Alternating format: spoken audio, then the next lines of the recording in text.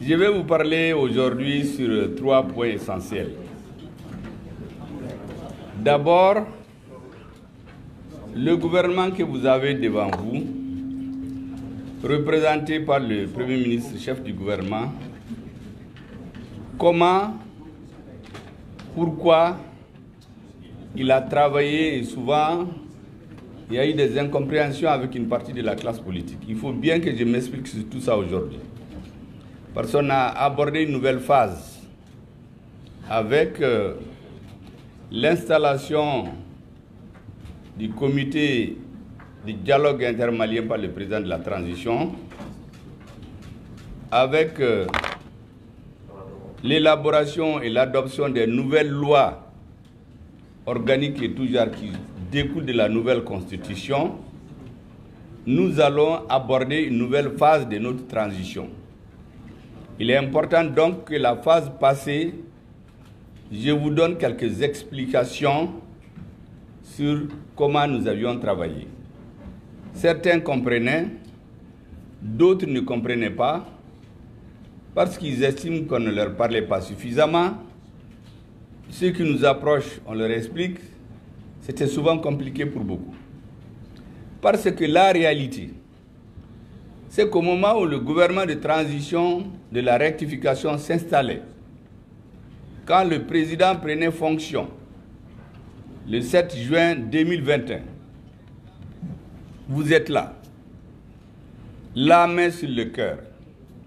Combien d'entre nous pensaient qu'on allait pouvoir prendre Kidal? Il n'y en avait pas beaucoup. Or, comme le disent les marxistes, la contradiction principale, c'était Kidal. Tant que Kidal n'était pas pris, tous les discours des hommes politiques, là, c'est dur pendant une saison. Mais la prise de Kidal, c'est un enjeu stratégique, ultra stratégique. Or, vous savez, dans les sociétés, il y a 3 grands acteurs. Le premier acteur, c'est le peuple, de près de 98%. Le deuxième acteur, c'est l'équipe qui dirige, c'est peut-être 1%. Le troisième acteur, c'est l'équipe qui s'oppose pour diverses raisons. Ça, c'est le troisième acteur. Les 3 acteurs, surtout les 2 derniers, ils se battent chacun pour avoir le premier avec lui. Quand il a le premier avec lui, il prend le dessus. Il peut le faire révolter. Abbé Mourti, il peut le faire une révolution. Quand il n'a pas avec lui, il ne peut pas aller loin. Vous savez, notre président, tout militaire qu'il est, il nous dit quelque chose qui me reste tout le temps en esprit. Parce que quand je discute avec lui, je retiens toujours certaines formules. Je le rappelle au ministre souvent. Il dit que le centre de gravité du pouvoir de la transition, ça doit être le peuple. À tout moment, il faut veiller à ce que nous sommes en cohérence avec le peuple. La deuxième chose qu'il nous rappelle, c'est que tout commence et finit par la culture. Les Malikoura là, il faut que culturellement on l'intègre. C'est pour ça que le ministre de la Refondation et le ministre de la Culture sont commis à élaborer comment hyperboliser certaines valeurs qui sont connues, comment faire fonctionner l'État à partir de ces valeurs pour qu'on ait un nouvel État. Et donc, nous faisions partie des 1% là. Il y a les 1 autre %. Mais les 90% là, ils n'avaient pas tout compris. Et c'était difficile d'aller chez chacun. Je vous ai dit ici que la plupart des Maliens ne croyaient pas qu'on peut prendre Kidal. Je vous ai dit personnellement, quand je suis arrivé dans mon bureau et que j'ai eu la chance d'être nommé Premier ministre, la première des choses que j'ai faites, j'ai trouvé un ordre de mission du ministre de la Défense qui a fait 3 mois. On a refusé qu'il voyage pour aller en Russie. On poussait l'outrecuidant jusqu'à ne même pas le recevoir en audience. Première action, j'ai signé les ordres de mission. Deuxième action. Il y a quelqu'un avec qui je suis en contact, j'en parle beaucoup, mais il y en a d'autres. Depuis 2015, je lui ai dit que nous sommes un grand peuple. Nous sommes frappés par la fatalité pendant un moment. Mais un jour viendra où nous n'allons plus continuer à courber les chines. Je l'ai dit pour plusieurs raisons. Je suis convaincu de cela. Et d'ailleurs, depuis 2018, il y a une vidéo qui circule, vous l'avez tous vu. En ce moment, on ne pensait pas que le président allait changer.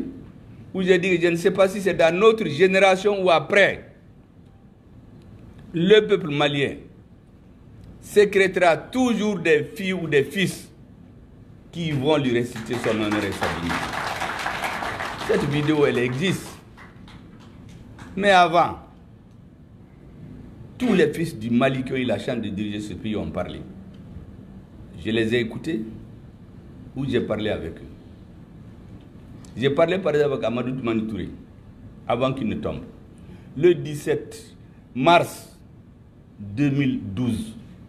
Ça faisait 5 ans que pour des raisons politiques, parce que vous savez, Dobé Nafiki Adorondela, Naubegnon fait on ne se parlait même plus.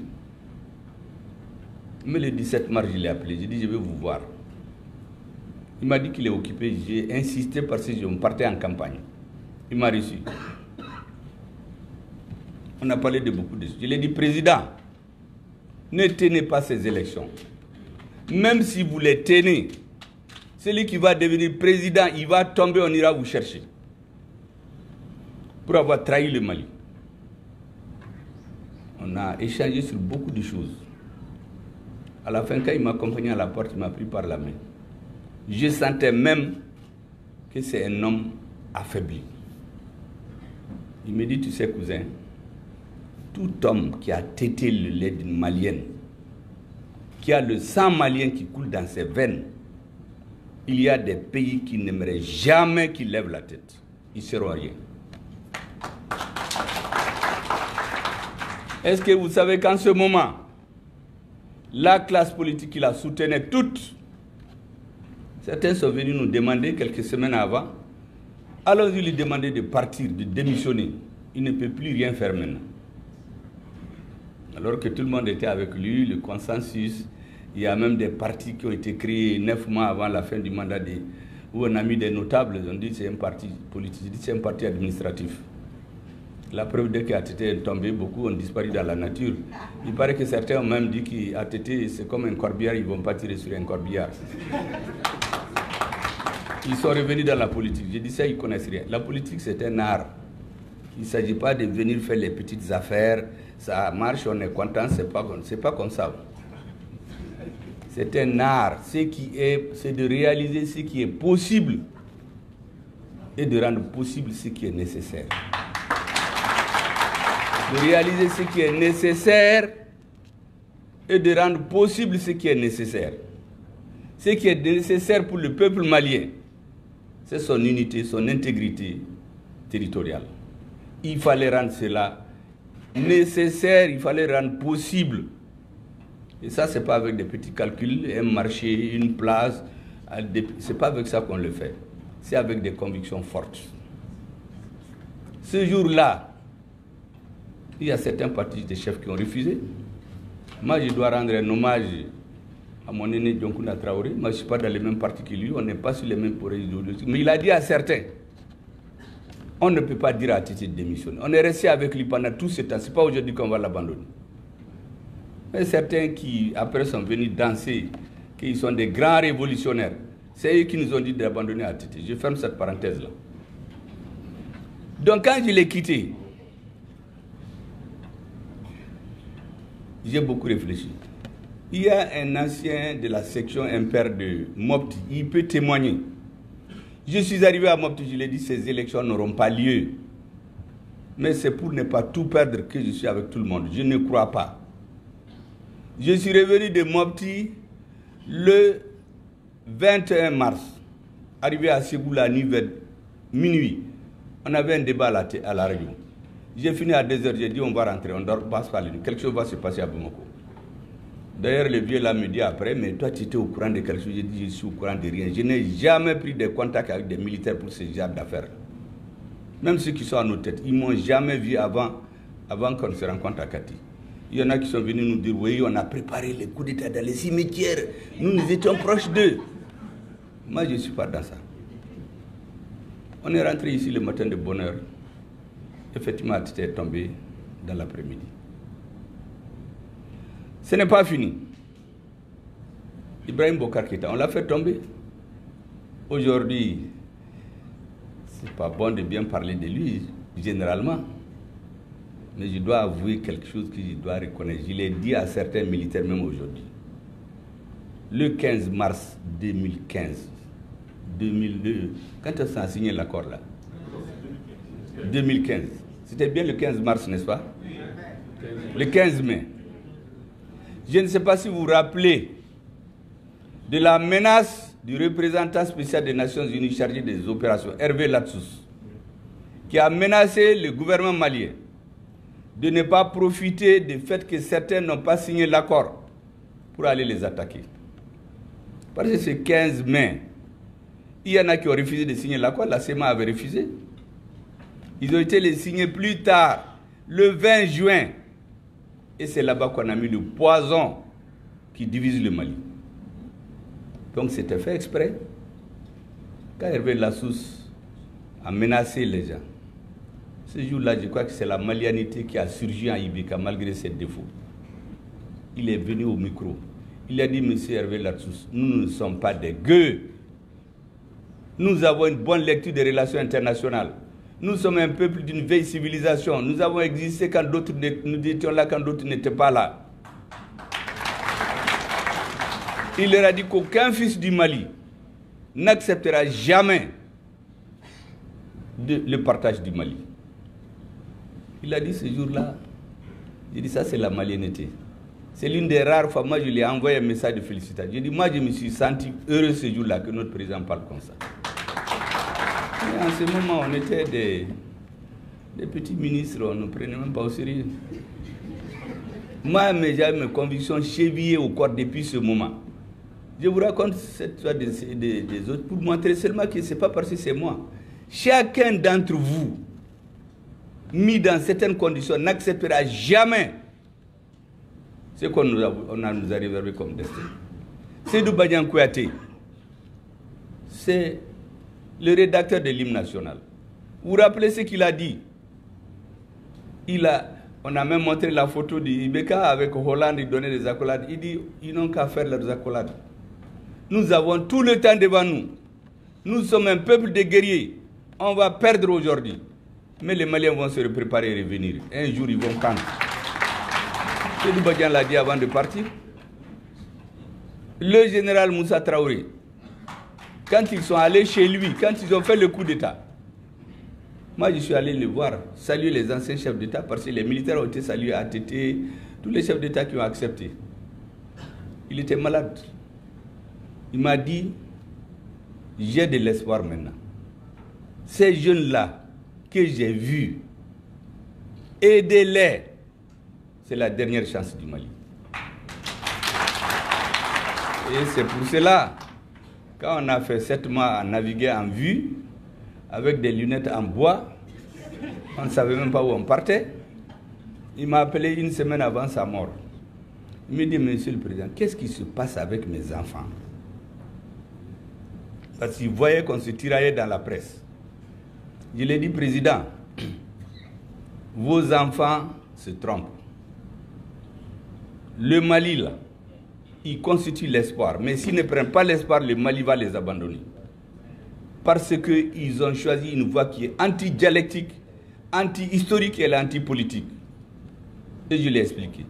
J'ai dit, comment vous pouvez prendre 2 équipes qui vont dans une campagne, vous gagnez avec votre équipe, et vous venez faire un programme de développement du pays avec l'équipe de votre adversaire que vous avez terrassé.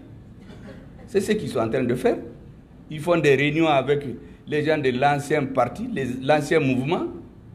Il y a même des conseillers qui sortent à la télé. Il y a un qui est décédé après, il paraît que quand je l'ai apostrophé, j'ai dit dans la télé, il n'a même pas honte. Lui peut donner des conseils après le changement.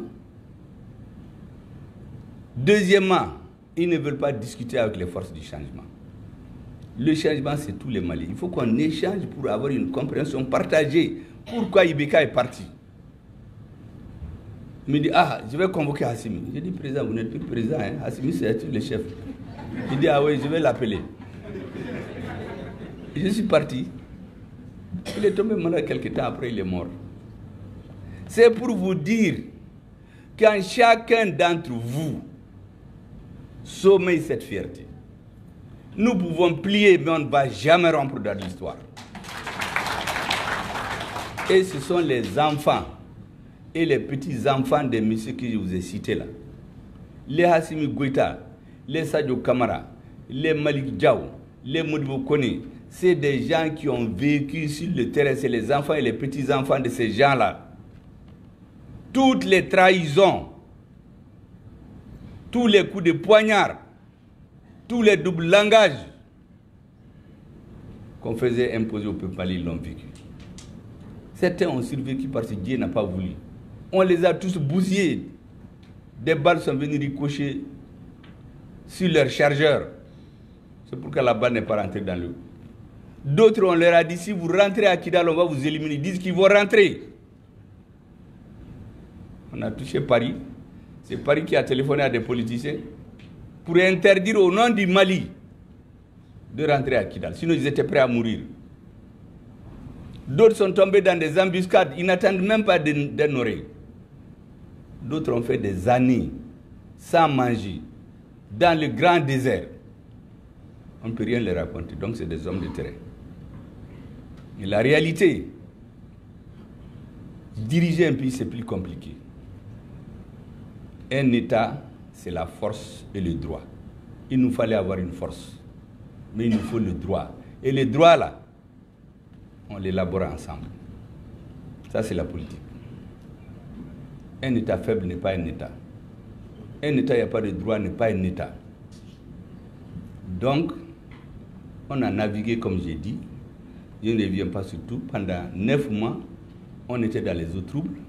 Mais en réalité, Hassimi vous a dit l'autre jour, le président de la transition, il dit qu'on l'a appelé pour dire, celui-là va être président, celui-là Premier ministre, celui-là président de l'Assemblée.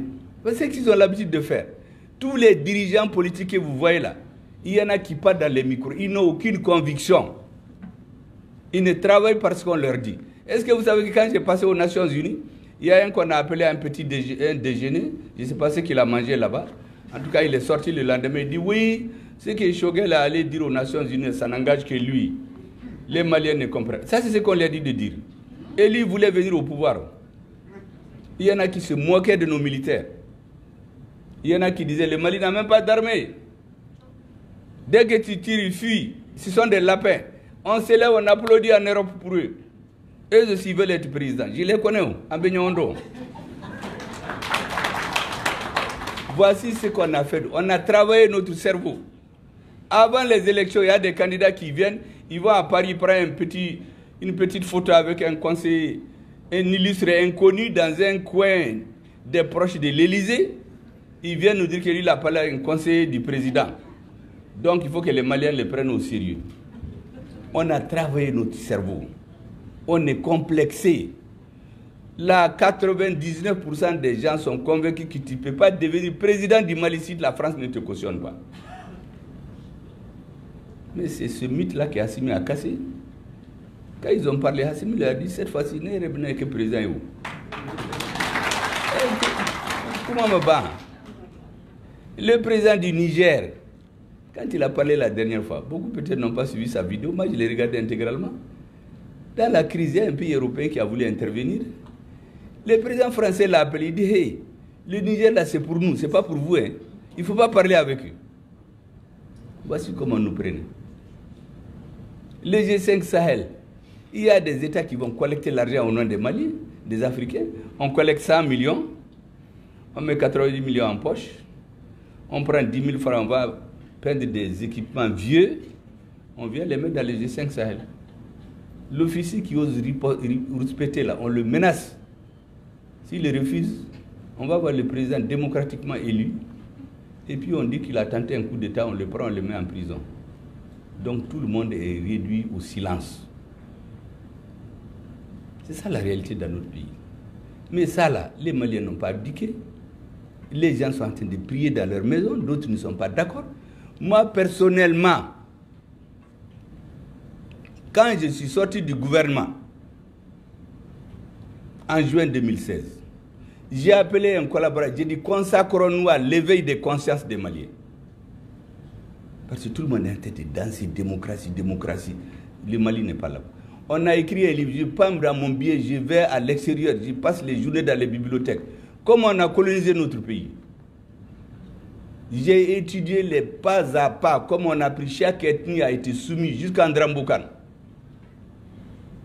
Du 22 septembre 1878 dans la bataille de Sabousouré jusqu'au 16 mai 1916, 38 ans, tous les groupes ethniques, comment ils ont plié une à une. Même aujourd'hui, certains, je peux vous dire le caractère qu'il y a dans leur groupe ethnique. Parce que c'est comme ça qu'on nous a dirigés. Il y a des cas où on pousse un frère, il tue son frère, il l'empoisonne, il vient rendre compte.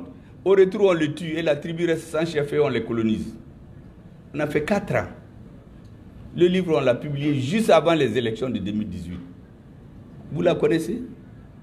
Ça s'appelle les rébellions au nord du Mali, des origines à nos jours. J'ai pris les arguments un à un qu'ils ont mis dans la tête de la rébellion pour les réfuter. Le plus flagrant, c'est de dire que les Touaregs, c'est leurs amis.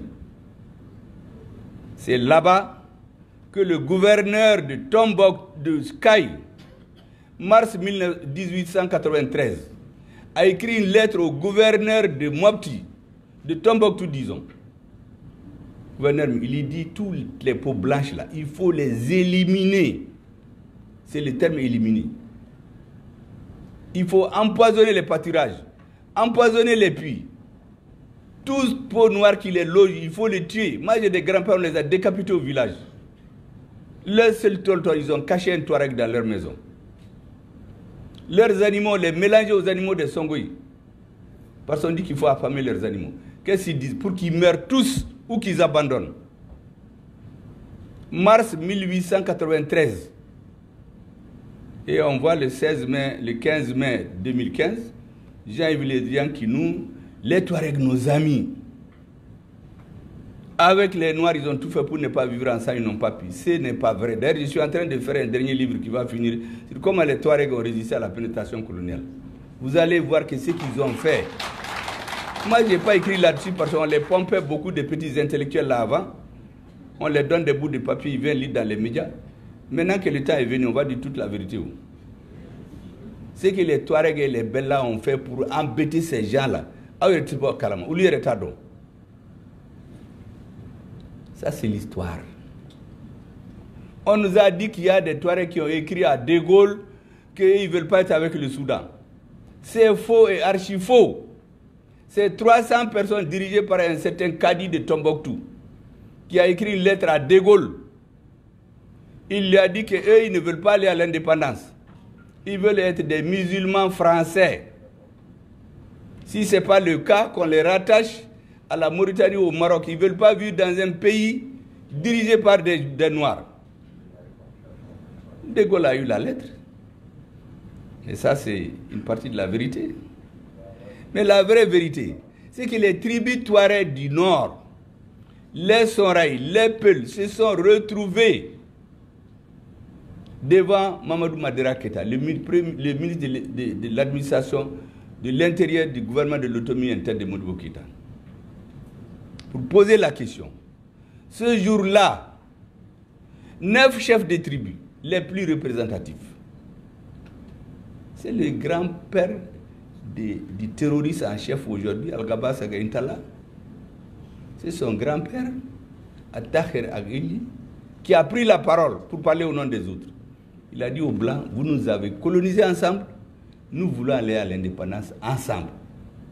Toutes nos oueds coulent vers le sud, notre avenir c'est au sud. Ayantoy. Si ce jour les Touaregs voulaient la division, les militaires français voulaient diviser le Mali, ils ont dit non. Les Touaregs n'ont jamais été pour la division du Mali. Tous ces groupes qui viennent sont venus de l'extérieur. Aucune rébellion n'est partie du Mali. Tout est parti préparé de l'extérieur. La première rébellion, ils l'ont préparée en 1980 à Haute, en Libye. Quand c'est fini, le document a été avalisé au ministère français des Affaires étrangères. Il y a des gens qui sont ici qui nous disent qu'ils veulent le Mali. Ils étaient depuis ce jour-là. C'est ça la première rébellion. Quand un président vient dire dans un discours emphatique malheureux du 2 avril 1994 que les rébellions du Nord sont d'essence démocratique et que c'est pour cela qu'ils les ont soutenues. C'est toi qui les as soutenues, nous on ne les a pas soutenues. Les populations du Nord n'ont rien demandé à personne. Parce qu'on les a manipulés, on les a mis dans la politique politicienne. Le jour où Moussa Traoré est tombé, tous les chefs rebelles là étaient ici à Bamako. Ils ont dit que tous leurs soldats qui restaient, c'est 250 en vie. On devait aller faire le cantonnement en fin mars. Les intégrer, ceux qui pouvaient être. Les autres ont créé un institut technique à Kidal. C'est là que la décision a été prise de transformer Kidal en région. On est venu dire aux gens à la transition que c'est la transition qui a créé. C'est faux. Les documents étaient sur la table du ministre de l'Intérieur. Kidal devait être érigé en région. Mais quand Moussa a été renversé, on est venu dire, oui, Moussa était un dictateur. Il a mal travaillé avec les Touaregs. On nous a baladé, les régions de Ségou, de Mopti, de Petiti, de Patata. On est venu nous soumettre 2 ans après un document dans lequel il dit qu'ils sont 3600. Pour une armée de 1500 personnes. Mais c'est ça la réalité. Mais malgré tout, le peuple malien a tout accepté. Le président a décidé en 1994 ou 1915, tous les ressortissants du Nord, ils intègrent la fonction publique sans faire de concours. Tous les Soraïs qui n'ont jamais vu un fusil, des Peuls qui n'ont même jamais vu une chèvre à plus forte une vache, des Touaregs qui n'ont jamais vu un puits, ils se sont retrouvés à Bamako, ils ont fait les listes, ils ont donné. Il y a beaucoup qui sont dans la fonction publique, des Soraïs, des Touaregs, des Arabes, qui n'ont jamais fait la rébellion. On a arrangé ici à Bamako. Quand on fait quelque chose sur le faux, là, ça ne peut pas durer. Donc on a créé une nouvelle race de citoyens. Ça ne peut pas continuer. Avant de prendre mes fonctions, le président Assimi Goïta m'a appelé le 2 juin, je crois, 2021. Il me dit, monte me voir à 20h. Quand je suis arrivé, il m'a dit qu'il doit recevoir les chefs des Touaregs, des mouvements arabes, des Touaregs. Il veut que j'assiste à cette rencontre. Les chefs seulement. Ils sont venus nombreux dans une salle, il a dit d'amener les chefs. Les principaux chefs sont venus, moi j'étais assis, ils sont rentrés dans la salle. Quand ils m'ont vu, je ne sais pas les sentiments qu'ils ont eu, en tout cas c'était une surprise pour tout le monde. Parce que même les Maliens ne savaient pas encore que j'allais être Premier ministre. Il leur a dit, à partir du lundi, c'est lui qui sera le Premier ministre. Je veux désormais qu'il soit votre interlocuteur. Bana. J'ai pris mes bagages, je suis rentré. Le lendemain, je les ai appelés. J'ai dit, retrouvons-nous. Ils sont venus chez moi. J'ai dit, vous savez, le Nord, là, moi je le connais, vous le connaissez. On a la chance. On n'est pas allé me ramasser dans la rue. Ce n'est pas les premiers ministres qui viennent. Si on veut, on te jette, une représenterie. C'est une logique politique qui a fait qu'on a fait cette équipe-là. Et j'ai la confiance du président. Maintenant, asseyons-nous. Qu'est-ce qu'on doit faire? La chance pour le Mali. Mais j'ai une seule condition. Tout ce qu'on va décider, il faut que tous les Maliens l'acceptent. On ne peut plus imposer notre volonté au reste des Maliens. Ça, c'est terminé. Je ne suis pas dans ce jeu-là. Et si on fait ça, le Mali va aller de là-bas. Le 2 juin, le 3 juin, je les ai appelés. On a fait des photos, parce qu'avant, tout le monde me prenait un anti-Touareg, il est contre. J'ai dit, moi, je suis un métis. Mon arrière-grand-parent, vous le voyez, c'était un arabe. Une partie de ma famille, c'est des Tamashek. Ma mère, qui la voit, dit d'ailleurs que moi, je ne suis pas méga, que moi, je suis un diallo. Elle n'a rien d'un soirée. Je suis vilain comme mon papa est un gros nègre noir. Donc, moi, je suis un mélange d'arabe, de Touareg, de Peul et de Soré. Personne n'a de leçons à me donner de malianité ou bien de groupe ethnique. Donc quand on a véhiculé dans le monde arabe et touareg que moi je suis contre, j'ai dit ils n'ont rien compris. Je suis contre les narcotrafiquants. Je suis contre l'oligarchie qui fricote avec des politiciens et des militaires véreux ici pour soumettre notre peuple. Il y a des ministres ici même qui ont fait des arrêtés que je sais pour cultiver la drogue au Mali. Ici, j'ai les arrêtés parce que notre pays était fini. Un ancien ambassadeur m'a dit qu'il ne pouvait même pas aller dans les réceptions à l'extérieur. Quand il va, on nous dit hey, toi ton président là c'est un narcotrafiquant. Lui, il ne partait même pas dans les réceptions. On est arrivé à un moment où même les patrons des services de renseignement, c'est Sarkozy qui l'informe avant à Titi. Mais ça, c'est quel pays? Mais les gens ont de l'argent, ils ont des champs, une minorité. On était foutus. Ce qu'on avait prévu pour nous tous là, peut-être certains allaient avoir la chance d'être dans l'oligarchie, c'est que dans 30-40 ans, il n'y a plus de Mali. Ceux qui ont 3-4 passeports vont aller là où ils veulent. D'autres vont s'accrocher au train d'atterrissage des avions, comme on l'a vu en Afghanistan, pour chercher à échapper. Pendant ce temps, avec la petite oligarchie là, ils font ce qu'ils veulent du Mali. Un petit exemple, regardez Kidal. Pendant 10 ans, on exploite de l'or. Où sont les puits? Où sont les routes? Rien du tout. Quand vous demandez aux jeunes Touaregs aujourd'hui, à qui on dit non, on refuse de vous développer, il n'y a même pas de route. Vous demandez au ministère des infrastructures, la route n'existe même pas. Non seulement on a frotté l'argent pour faire la route, mais tous les ans on entretient la route. C'est pourquoi mon appel aux jeunes Touaregs, ressaisissez-vous, regagnez votre pays, quittez ces parasites-là, qui boivent votre sang, ils font du commerce avec votre sang. Leurs enfants, ils ont des piscines ici. Ils sont dans des grandes écoles. Mais les enfants des pauvres à Kidal, à Taoudeni, à Gawa, à Tombouctou, ils n'étudient pas. Mais eux, demandez aux Touaregs qui ont étudié ici. Les années où ils ont étudié, c'est des militaires maliens qui ont mis beaucoup d'entre eux à l'école pour les former. Ces petits nobiliaux-là qui croient que c'est eux qui vont s'imposer aux gens, ils refusent d'aller à l'école. Mais ils soumettent les autres. Si vous branchez, on vous amène derrière la lune, on vous bousille. Et on crée la peur. Et tout le monde se soumet. Et ça a été créé en complicité avec les Français. Le 15 septembre 1907. 15 septembre 1907. Retenez bien. Il y a ce qu'on appelle la Convention de Bourem. Les Français ont écrit là-dedans. Kidal appartient désormais aux Ifogas et à ceux qu'il plaira aux Français d'y installer. Fin de citation. Mais c'est ce qu'ils ont fait avec Serval en 2014. On est allé amener les MNA dans les fourgons de Serval de Ouagadougou et de Nouakchott. Les MNA qui a été chassé, qui ne représentaient ni une force politique, ni une force morale, ni une force militaire. Ils étaient dans les hôtels avec des sacs d'argent. On est allé prendre les 2 adjoints de Yad en Sardine pour faire haut mouvement du Haut Conseil islamique. Et comme le mot islamique ne marche pas, les gens se sont métamorphosés comme des insectes qui commencent à voler. Ils sont devenus HCUA. Sur la recommandation des Français, nous on sait.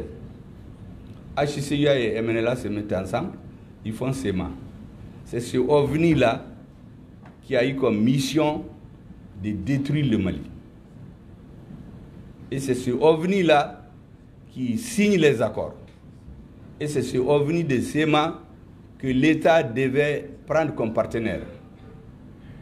Et comme il y a au sommet de l'État, il y a des gens qui croient que leur sort, c'est dans les arrangements. Les gens, quand ils ont besoin d'argent, ils font les enfants gâtés. Ils vont chez le président, je ne sais pas si c'est Bénin Korakoulba, on remplit des cartons de Diago d'argent et ils vont dans la banlieue de Bamako. Ils se partagent ça jusqu'au prochain mouvement. Venez aux assises, on ne vient pas. Venez, non, on ne vient pas. Alakama Aïna, Wari Douma, Wari Babe Douma, 1 milliard combien, ils viennent, ils s'assoient. À la conclusion, ils s'absentent. Ils disent qu'ils ne sont pas là-dedans. Mais le dialogue national, c'était comme ça. Ils ont voulu nous faire la même chose à Zane. J'ai dit, vous êtes trompés de personnalité. Hein. Cette fois-ci, ce n'est pas les mêmes interlocuteurs. Ils ont dit qu'il n'y aura pas les assises à Kidal. Il y aura le dialogue intermalien. On les a cognés à Kidal. Là.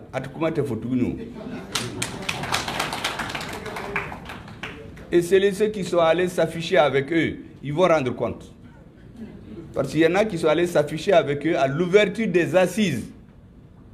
Pour dire que c'est leurs amis. En bout de mal, tous les gens qui font l'action politique, on les connaît. Ceux qui sont contre le Mali, qui sont dans de doubles jeux en boudon. Il faut vous méfier. On ne va plus vendre notre pays.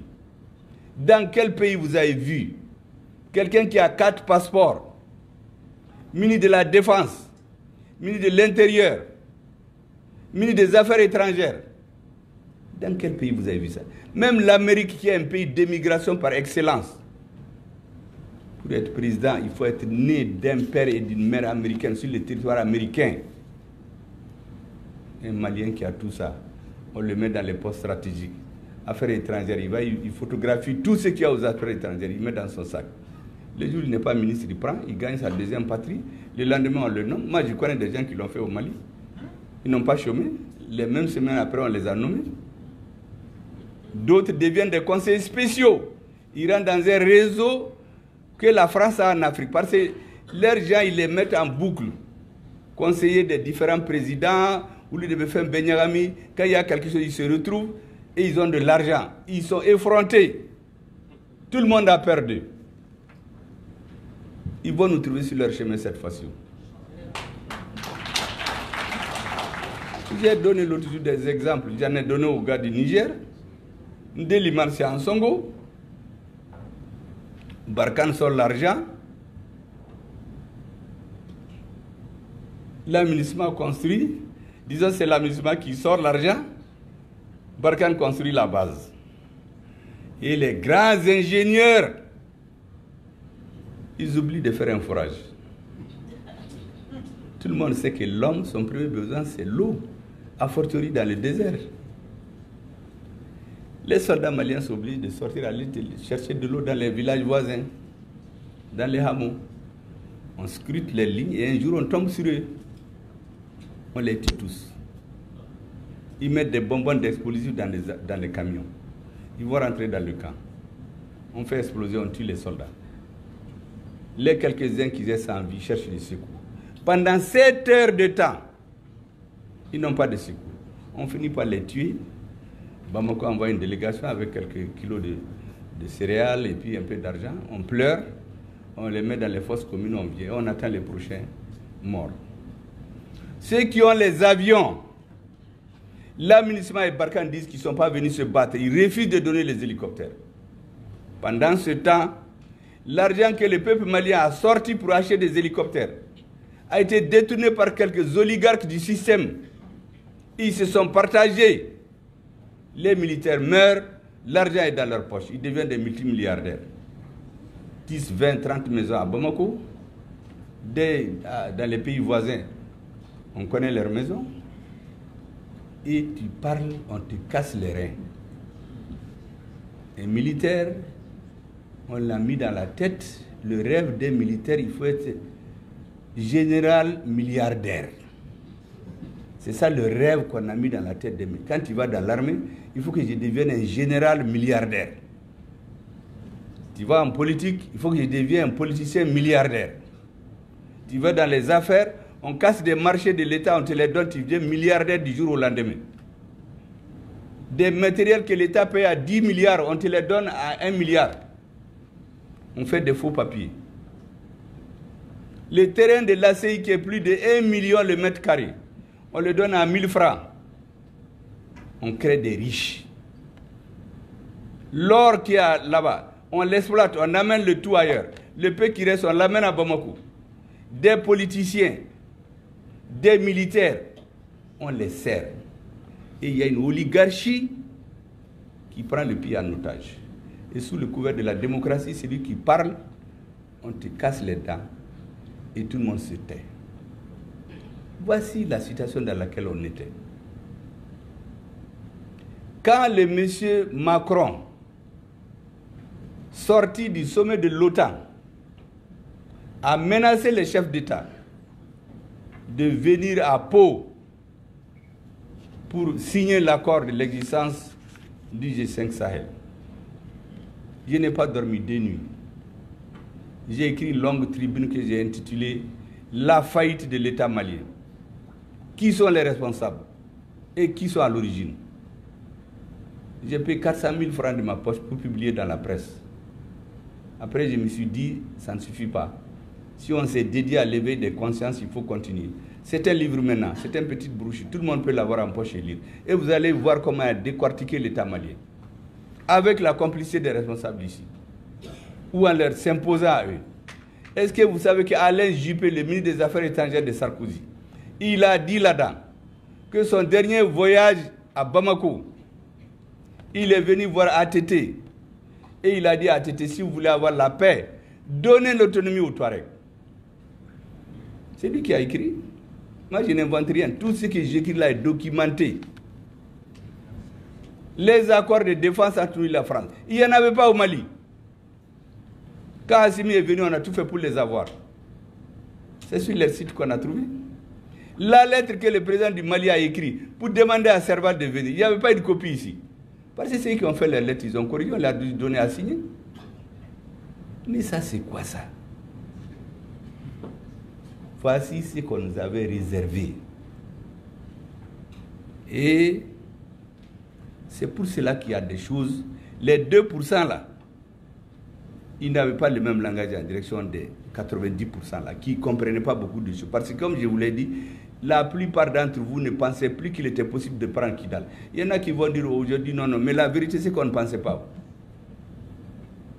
Vous croyez que si on s'était arrêté devant vous pour dire que c'est Kidal qu'on va prendre, ça c'est comme un pousseur qu'on va tuer dans l'œuf. C'est pourquoi certains sont venus. Ah, il faut les élections tout de suite. L'objectif c'était d'avoir un président faible. Et dans 6 mois, il y a un coup d'État. De coup d'État en coup d'État, l'État va se désintégrer. Et ils vont nous recoloniser de nouveau. C'est pour cela que ce jour, on a fait 3 heures de temps ici. 5 heures le premier jour. Il y en a qui sont venus nous dire que c'est un coup d'État, on doit même nous prendre. La Constitution a dit que le coup d'État est imprescriptible, ainsi de suite. Ce jour-là, j'ai dit aux messieurs, dans d'autres pays, même au Mali, c'est fait. Quand le pouvoir change, les tenants de l'ancien pouvoir, on les arrête. Ici, on ne l'a pas fait. Je l'ai dit, vous, le jour où on a tué les gens, le 10, 11, 12 juillet, tu as fait un appel pour demander un meeting de soutien au pouvoir. Si c'était d'autres pouvoirs, on allait t'arrêter. Mais on ne l'a pas fait. Parce que j'ai compris que ça ne construit pas le pays. Et le président m'a conforté, lui et le ministre de la Défense. Lorsqu'un jour, nous on parlait des 5 colonels, c'était un peu la mode. Vraiment, il faut que vous arrêtez de parler de ces histoires de 5 colonels. Parlez de l'armée. Nous-mêmes, on disait 5 colonels, 5 colonels. Le président me dit, vous savez, ceux qui sont sur le terrain là, nous commençons à Tekeo. Donc c'est l'armée qui a opéré le changement. Je suis sorti moi-même, je suis redescendu sur terre. Le soir, quand je suis allé à la réunion, j'ai dit aux gens, cette histoire de 5 colonels a tué. On parle de l'armée malienne et de ses chefs. Le président, c'est le chef suprême des armées. Le ministre de la son adjoint, c'est le ministre de la Défense. Le reste, c'est la hiérarchie militaire et les hommes. Ça suffit largement. Deuxième leçon philosophique que j'ai eue. Quand on faisait le défilé des avions et des hélicoptères, un 22 septembre, le ministre de la Défense était à mes côtés.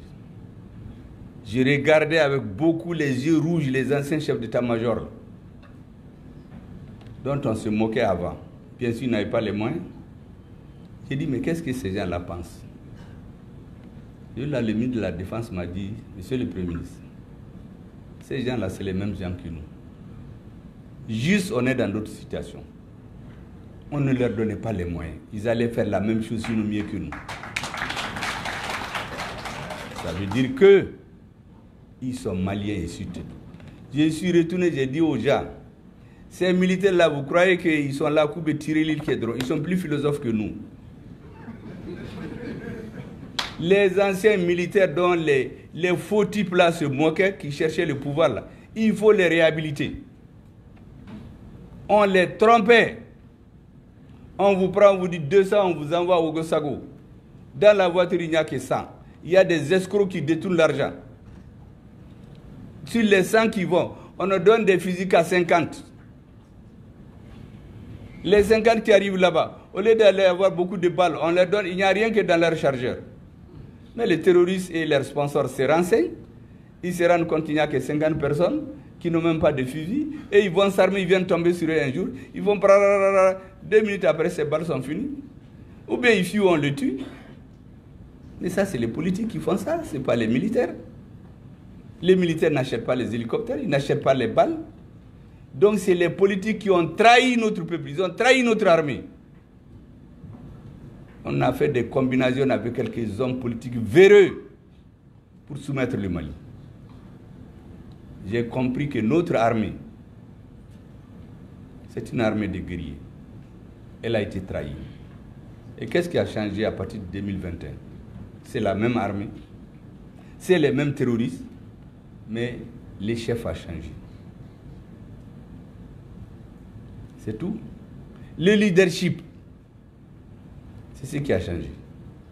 Sinon, on n'a rien amené. Et quand ce leadership-là a changé, moi, je suis un homme politique très avisé. Depuis 1974, je suis ce qui se passe au Mali. Et depuis 1988 que je suis rentré de mes études post-universitaires, tout ce qui s'est passé au Mali est écrit chez moi, jour par jour, date par date. Donc, avec la lecture philosophique et le raisonnement de ces jeunes-là, j'ai dit à mes camarades du mouvement politique auquel j'appartiens, nous avons une dernière chance. Ces jeunes-là, aidez-nous à réussir. Si j'échoue, c'est fini, moi je vais abandonner la politique. J'ai dit souvent qu'ils sont jeunes, certains trouvent que c'est péjoratif. Non, c'est parce qu'ils ont grandi dans une atmosphère pendant 30 ans où il n'y a que le vol, le détournement, le mensonge. Ce qui fait que pour certains, il ne peut pas y avoir un homme politique honnête. Tous les hommes politiques sont des tricheurs. Mais il n'y a pas beaucoup de jeunes politiciens civils de 30 ans, 35 ans qui sont comme ça. Hein. C'est notre chance que dans l'armée, on en a eu. Moi, je ne dis pas que c'est eux seuls. Parce que maintenant, là, j'ai dit, on parle de l'armée. Cette histoire de 5 colonels, 5 ceci, ça, c'est terminé. On parle maintenant du chef suprême des armées et de l'armée qui dirige. Les soldats qui font le corps à corps pour rentrer à Kidal. Et si vous croyez que si vous m'emmenez là-bas, je vais rentrer avec des micros là, vous êtes foutus. Je vais rester là-bas à parler. Mais le soldat là, lui ne dit rien. Lui, il vient avec son fusil, il rentre.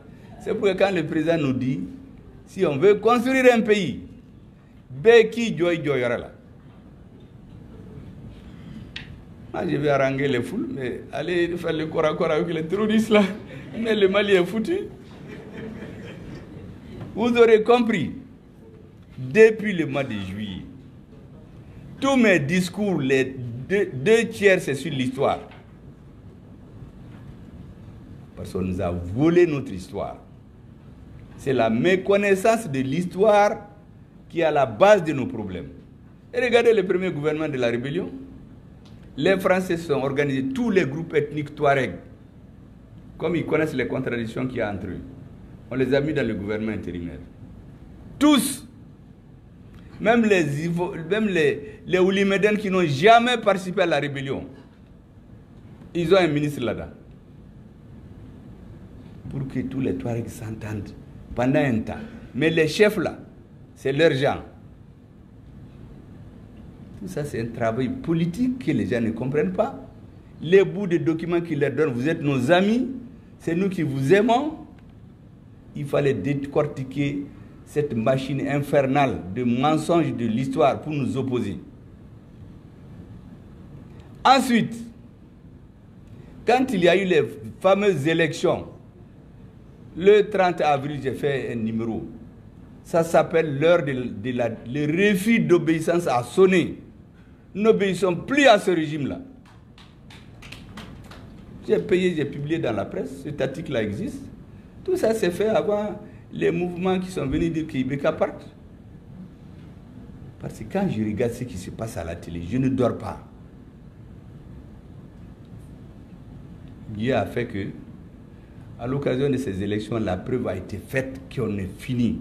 Les narcotrafiquants, leurs obligés, toute l'Assemblée, tous les grands criminels du Nord, beaucoup se sont fait élire. Tous les grands truands se sont fait élire. Avec bien sûr des députés qui sont élus démocratiquement.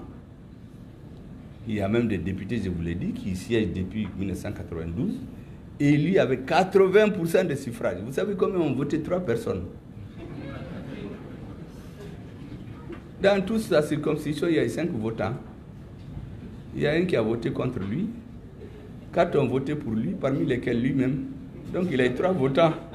Et puis il siège, député de la République démocratiquement élu. C'est récemment qu'on l'a eu à Bunte Kabo, assemblée là-haut. Il est allé avec nous tromper. Mais ça, c'est quoi ça? Bon, ce sont ces gens comme ça qui se promènent. Ils voient un petit Touareg, on lui dit, hey, Choguel là, c'est notre ennemi. Hein? Ils voient un petit Arabe, tu vois, tous ces discours, c'est contre les Arabes et les Touaregs. Ne sachant pas que Choguel, même c'est un Arabe et un Touareg. C'est comme ça qu'on a divisé notre pays. Et quand le mouvement là s'est formé, on l'a ouvert à tout le monde. Quand je ne rentre pas dans les péripéties, mais moi j'ai eu la chance d'être à la tête. Dès la mi-juin, j'ai l'habitude d'analyser la constitution des mouvements. C'est comme dans les gouvernements, il y en a qui vous disent indépendant, je ne suis pas dans un parti. Moi, je connais chaque membre du gouvernement dans quel parti il est. T'as faudron. Donc tous les groupes là, qui étaient dans le M5 là, Mimba la Kawari Nini, Mimba la Plasi Nini, Mimba la Maliko, j'étais au courant de tout.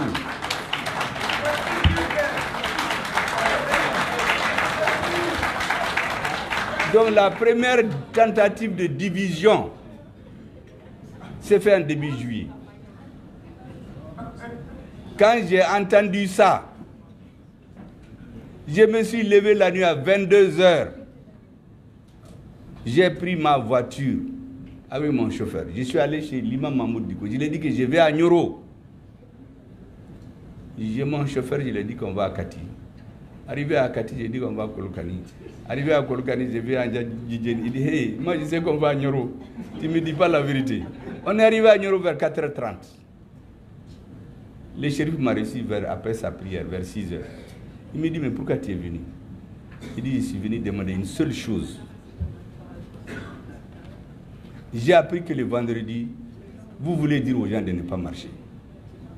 Votre voix pèse au Mali. Si vous n'avez plus confiance au mouvement, ne dites plus rien. Ne dites pas aux gens de ne pas marcher. Taisez-vous seulement à un truc. Parce que j'ai appris qu'on a été lui expliquer que dans les mouvements, là, il y a des truands souvent.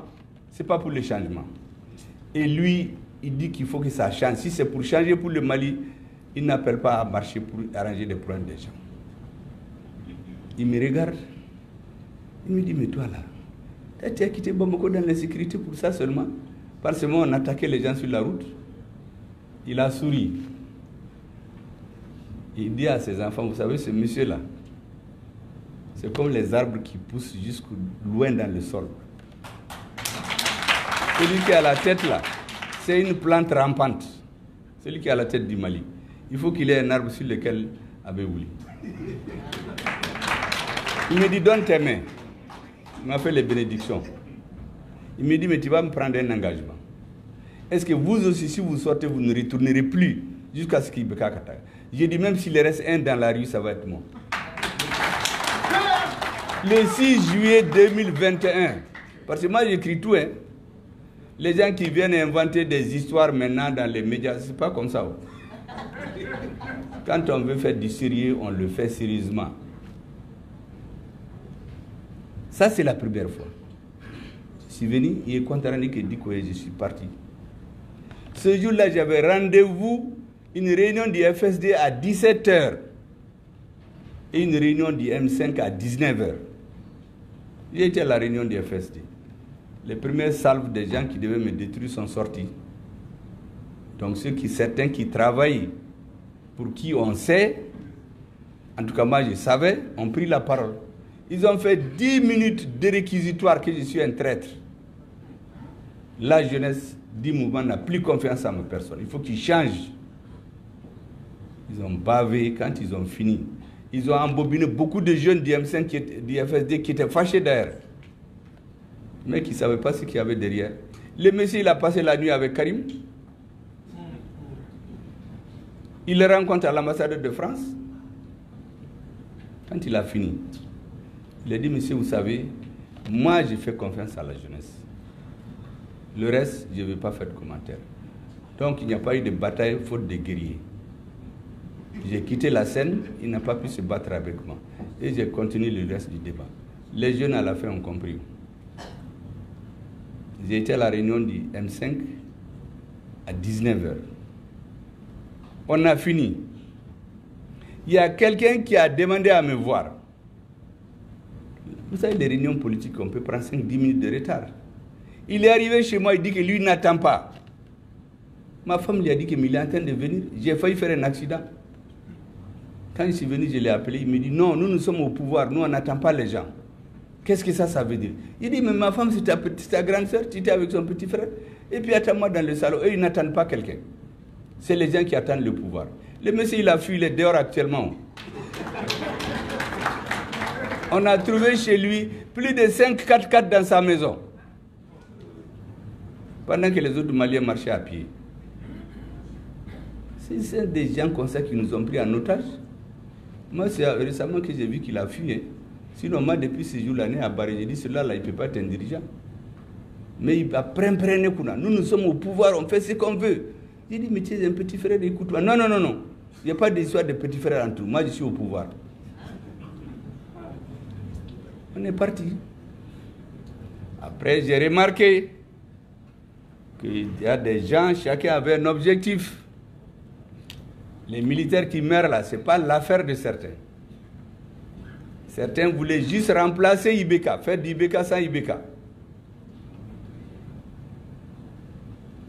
Et un jour, des gens s'attaquent à Ibeka, physiquement, nommément. Au retour, je leur ai dit non. Ce n'est pas le sang de mon combat. Moi, j'ai été très proche de Ibeka. Ibeka, c'est quelqu'un qui est très humain. Mais la situation actuelle du Mali, ATC, il ne peut pas. Mais il ne faut pas aller l'insulter. C'est le président de la République du Mali. On a besoin d'un minimum de respect jusqu'à ce qu'il parte. Sortons le maximum de personnes, on va le faire partir. Mais il ne faut pas venir l'insulter. Il ne m'a pas cru. Quelques jours après, j'ai vu dans les journaux, Djadja, il va chez lui la nuit prendre de l'argent. Parce que c'est Ibeka qui l'a donné l'argent. Je crois qu'il a dit à des gens, il y a des gens qui sont avec nous, qui ont pris 20 millions avec Ibeka 2 mois avant pour aller se soigner. Donc certains se sont dit, l'argent qu'il a là, moi je vais à sa place, je vais avoir plus. Et à un moment donné, on a fait un mémorandum. On lui a dit, soit il démissionne, ou il laisse tous les pouvoirs, on les prend, il reste président. On préserve l'institution de la République. Il y a une partie du M5 qui a dit qu'il n'est pas d'accord. On voulait les sanctionner, on allait se fusiller, j'ai dit non. Ibeka nous a tous mis d'accord parce qu'il a dit qu'il n'accepte ni l'un ni l'autre. J'ai dit tant mieux. C'est lui qui est mon conseiller aujourd'hui, Bouba Traoré, que certains disent qu'il veut l'enlever. Mais c'est quelqu'un qui ne voulait même pas me voir. Il dit que je ne suis pas fiable. Mais quand on est sorti de chez Ibeka, il me prend par la main, il dit, Dogo, Bikonan Soniede. Donc j'ai compris qu'il n'était pas dans un complot. Parce que lui, c'est ce qu'on lui avait dit sur moi avant. Parce que moi, les 90% de mes partisans aujourd'hui, ils ne sont pas des impériaux. Avant, on dit, oui, c'est les partisans de Moussa Traoré, ils veulent ramener la dictature. Au dehors de Moussa Akilao. Quand seulement j'ai vu Moussa le 12 mars 2002, 11 ans après sa chute, ce qui était dans son bureau, sa maison, il y en a qui risquent de quitter le Mali. Malien Baudron de dos. Donc Bouba aussi, c'est ce qu'il pensait, surtout qu'il était à Dema. Mais quand on est sorti, il me dit, Dogo, vraiment son Yebi. Parce qu'il ne croyait pas que j'allais parler comme ça devant Ibeka. On n'a pas éclaté. la troisième fois. C'est notre autorité morale qui nous a dit clairement qu'il n'est plus dans le mouvement. Il ne veut plus de la chute de Ibeka. Le lendemain, il va faire une déclaration pour quitter le mouvement. Moi, je sais ce qu'on s'était dit pour que la déclaration au moins ne soit pas faite, mais personne ne l'a plus vu dans des mouvements. Quand on nous a traités, nous a menés en détention, Muntaga, moi-même, l'imam Diara, Issa Kaoudjin, les gardes là, ils me mettent le fusil ici à Kagoulé. J'ai dit, hey, moi là où vous m'amenez là, c'est ma cellule, j'étais là en 97, il y a 20 ans dans la même chambre. Donc vraiment, il faut garder ton fusil. Tu es en train d'exécuter des ordres. Demain, c'est peut-être nous qui allons te donner des ordres. Il a tenté d'enlever ma ceinture. J'ai dit, attends, je lui donne la ceinture. J'ai dit, moi, je ne vais pas me pendre. C'est vous qui êtes pressé. Parce qu'on vous retire tout pour que vous n'allez pas vous pendre. Ma ceinture, là derrière, je l'ai oubliée là-bas. Le barreau est venu pour tirer Muntaga d'affaire. Parce qu'en réalité, les avocats, il paraît qu'on ne les met pas en prison. Muntaga ne voulait pas aller pour qu'on ne dise pas qu'il nous a abandonnés. Mais le barreau a dit non, on a forcé, il est parti. Moi j'ai dit mais il faut partir. Parce que c'est avec lui-même que j'étais dans la cellule là, en 97. On nous a mis en prison là-bas, Sini des MPR. Les démocrates nous ont mis ensemble. Vous savez, en 97, on l'a mis dans la même cellule que lui. Seydou Badian Kouyaté, on l'a mis dans la même cellule que le colonel Youssou Traoré du Semelen, à Koulikoro. Malamine Traoré, vice-président de l'ADEMA, dans la même cellule que Omar Kanouté, membre du BC de l'IDP, on les a déportés à Blanc. Mais les gens racontent des histoires. Moi, je suis démocrate. Quand leur pouvoir est menacé, là, les gens n'hésitent devant rien. Qui va mettre Seydou Badian Kouyaté dans la même cellule que le colonel Youssou Traoré? Ou Muntaga Tall l'amener à quitter le présenter comme un prisonnier de droit commun? Ou le mettre dans la même cellule que celui qui se réclame de Moussa Traoré? Mais au Bekera en 97, c'est pour que quand on est sorti, les autres étaient surpris. Et notre avocat vient donc, on va négocier avec le pouvoir à Mbebonina. J'ai dit, hey, c'est Cheikh Mar qu'on n'arrive pas à lui demander. J'ai dit, si tout le monde va, moi je n'irai pas. Parce que si jamais on abdique, les Maliens ne vont jamais nous pardonner. Parce que Ibeka, ce n'est pas sa volonté. ATC, il est en otage. Il y a une oligarchie qui dirige le Mali. Ibeka ne dirige plus. On a élu Ibeka, mais c'est d'autres qui dirigent. On a laissé. Notre mouvement a continué jusqu'au 18 août. La suite, vous la connaissez. Pour que vous compreniez mieux ce qui se passe entre le président de la transition et moi. Parce que c'est important que vous compreniez très bien. Les gens qui partent dans les réseaux, qui vont nous diviser. En ce qui me concerne, c'était le 7 janvier 2022. L'embargo, c'était le 9, non? Le vendredi 7 janvier, j'ai présenté les vœux des membres du gouvernement. Dans ce discours, il y a un extrait que j'ai ajouté à la dernière minute. Je ne dis pas le, mais je vous dis seulement cette partie. J'ai dit à ce stade de mon intervention, permettez-moi une digression.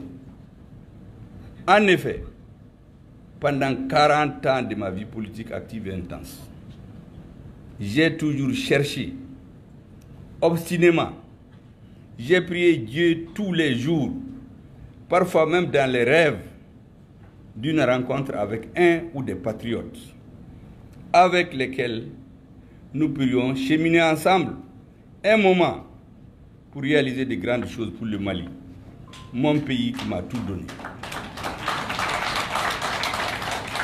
Fils de paysans qui pendant près d'une décennie marchaient tous les jours à pied, plus de 25 km aller-retour pour pouvoir assidûment fréquenter l'école de la République.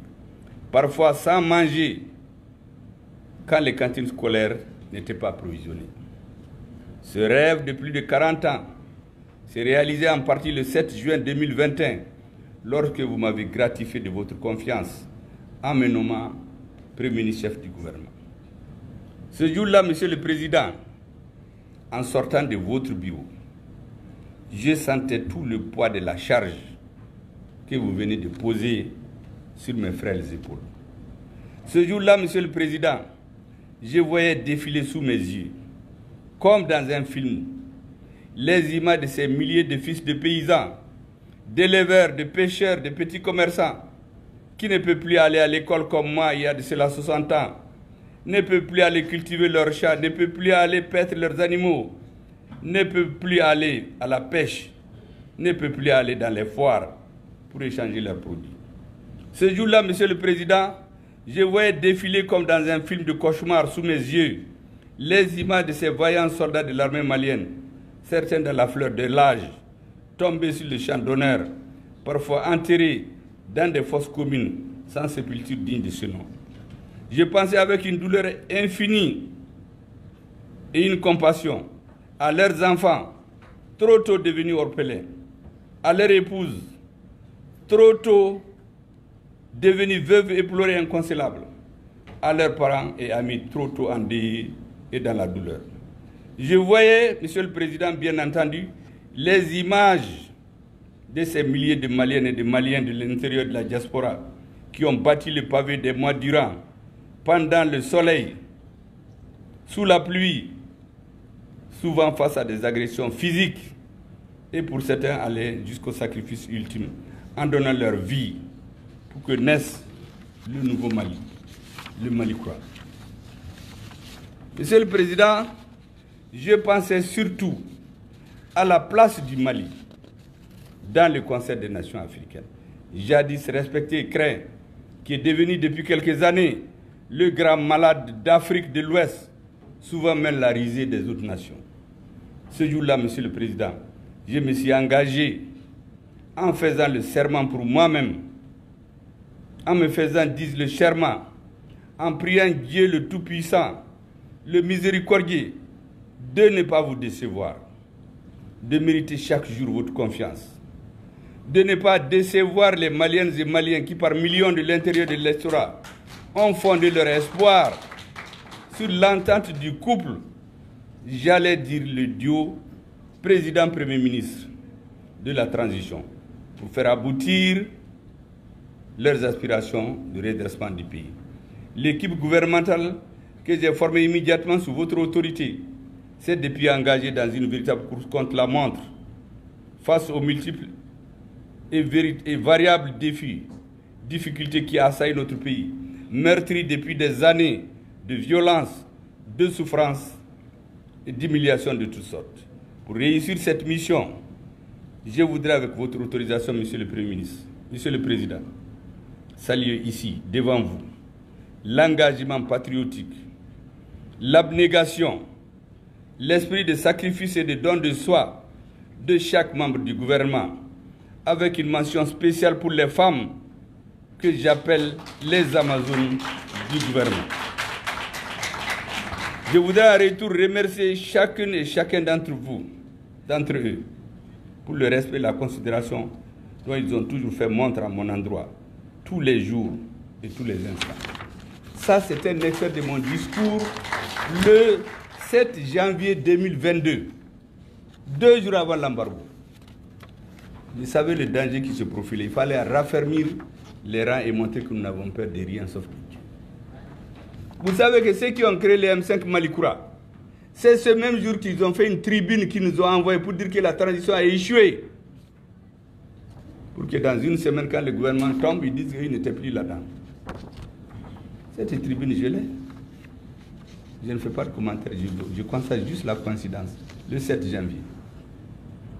Cette année, pendant qu'il y avait le vacarme en ville, Premier ministre, démission, parce que certains étaient convaincus que j'étais mort, ma deuxième maladie là. Il y a beaucoup qui pensaient que je ne reviendrais plus. Donc on a commencé les funérailles. Vous savez, dans certaines familles, les gens ne quittent même pas les funérailles, ils commencent à faire le partage des biens. Moi, je ne suis même pas sorti de l'hôpital. Même ma famille, peu de gens pensaient que j'allais revenir. Je vois dans les réseaux des débats. Il faut enlever Choguel, il faut enlever Bouba Traoré. Et quand je suis sorti, j'ai dit, mais est-ce qu'on est au Mali? Même si on pense que je suis mort. Mais attendez au moins que je quitte l'hôpital. J'ai dit à mon médecin, vous savez ce que les politiciens vont dire? Ils vont dire, monsieur là, c'est vraiment les malades qui refusent de mourir, quoi. Chaque fois qu'on pense qu'il est fini, il revient. Nous, on s'attend à ce qu'on nous appelle à des funérailles, un discours funéraire. Ce monsieur va nous appeler encore pour aller nous parler. Tellement il parle à Den, Kadiko, Djouga, Kumakacha. Le docteur a ri, quoi. J'ai dit, mais ça, c'est le malade qui refuse de mourir. Il dit, vous les politiciens, là, vous ne manquez jamais de mots. Cette année, quand je suis sorti, la présentation devait ser à la dernière minute qu'on a eue. Parce que le président a eu beaucoup d'activités. Voici le petit texte que j'ai lu à son intention, pour que tout le monde comprenne. Parce que moi, je ne triche avec personne. Vous entendez dire, il est très intelligent, il a une capacité de nuisance. Il n'y a rien. La ligne qu'on a tracée là, c'est ce que je suis. Tous les gens qui se mettent contre ça, à la Boumalo. Moi, je n'irai pas dans les calculs. Parce que les hommes ont leur agenda. Mais il y a l'agenda de Dieu. Il y a 4 ans, qui a pensé qu'Assimi va diriger le Mali? Qui a pensé que je vais être Premier ministre? Mais ça, c'est l'agenda de Dieu. Un pays à côté de nous, pendant 5 ans, ils ont fricoté avec des pays étrangers pour monter un coup, éliminer des candidats. A fait ma proto à la dernière minute. A Tiana Bolo, ces yeux sont cassés. Parce qu'ils ont fait 5 ans en train de traficoter. Ça, c'est l'agenda de Dieu. Moi, je suis collé à l'agenda de Dieu. Ce que je dois faire, je le fais. Et c'est pour cela que cette année, j'ai ajouté à la dernière minute à mon discours. Ce n'était même pas dans la partie que j'ai envoyée au président. J'ai dit à mon collègue d'envoyer. J'ai dit, mais pourquoi la transition malienne, là, pourquoi elle est si solide? J'ai dit, monsieur le président, parce que la veille, j'ai vu des journalistes qui disaient, oui, à part la prise de Kidal, il n'y a rien eu. J'ai dit, mais lui, il est où? Quelqu'un n'a pas la prise de Kidal, mais lui n'était pas au M5. Où j'entends les gens du M5 qui disent qu'il faut marquer. Donc j'ai tenu à mettre ces points sur les i. J'ai dit, monsieur le président, avant de terminer, je voudrais, avec votre autorisation, m'adresser à toutes les Maliennes et à tous les Maliens de l'intérieur et de la diaspora. En un mot, à tous ceux qui nous observent au Mali, en Afrique et dans le monde entier, et tenter de donner quelques réponses non exhaustives à la question qu'il se pose. Quel est le secret de la réussite et de la solidité comme un roc de la transition malienne? Beaucoup se posent cette question. J'ai dit la deuxième question. Mais pourquoi elle est si résiliente et si résistante?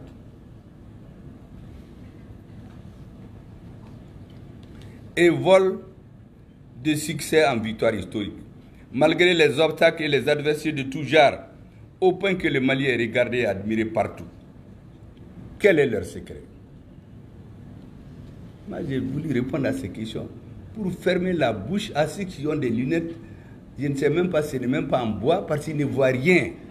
À part Kidal, où on a cogné les terroristes, ils ont fui pour aller en France, où l'on m'a fouillé. Un pays qui a perdu 80% de sa souveraineté.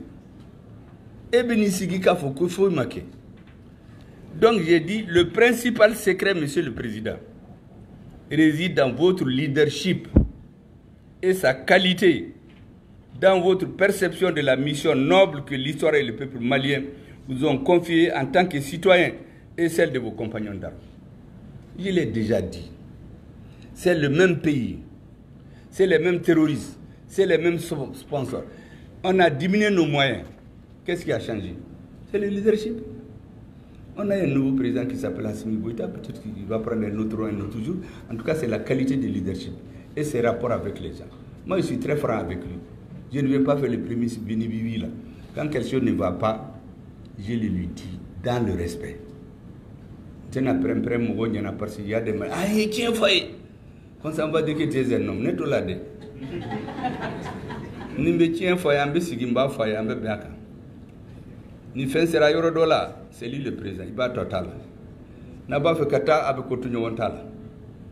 Si on oublie que c'est lui, que la Cour constitutionnelle, la Cour suprême a investi au nom du peuple malien, il est après un mouvement de désigner la situation de Bibolo, parce que c'est lui qui signe le décret. Et moi, j'ai appris à faire le discernement entre les événements. Ce n'est pas pour rien que beaucoup ont cherché à me tuer en politique, mais où il restera.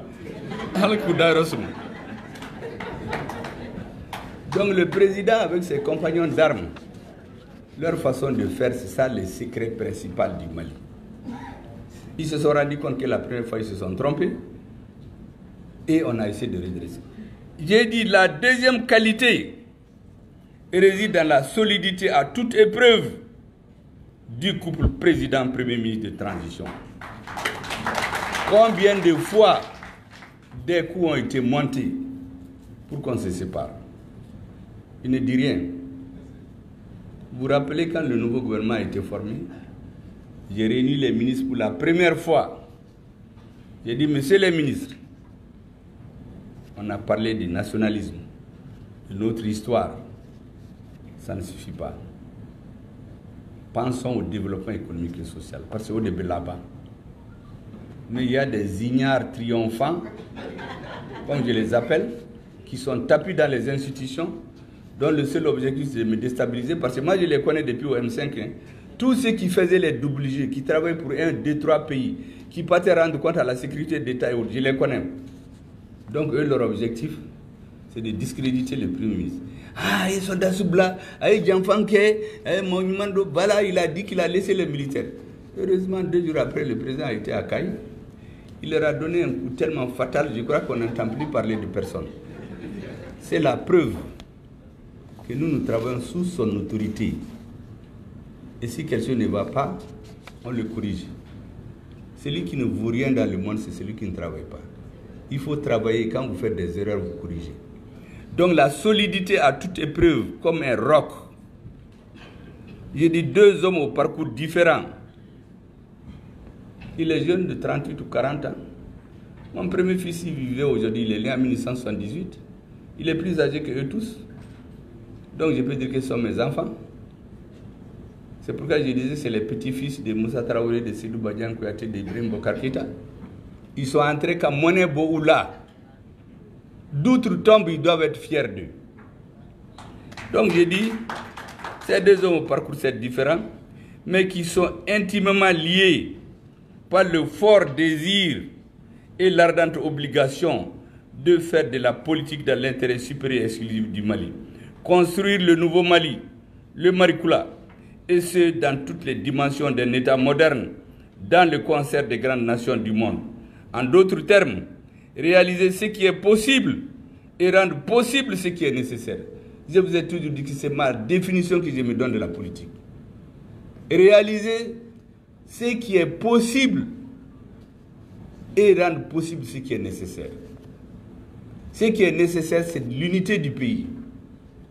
Pour le rendre possible, ce nécessaire-là, il fallait faire pas à pas ce qui est possible. Il fallait que Balabal et Anga Kunchi, qu'on le cogne bien à la bouche. Il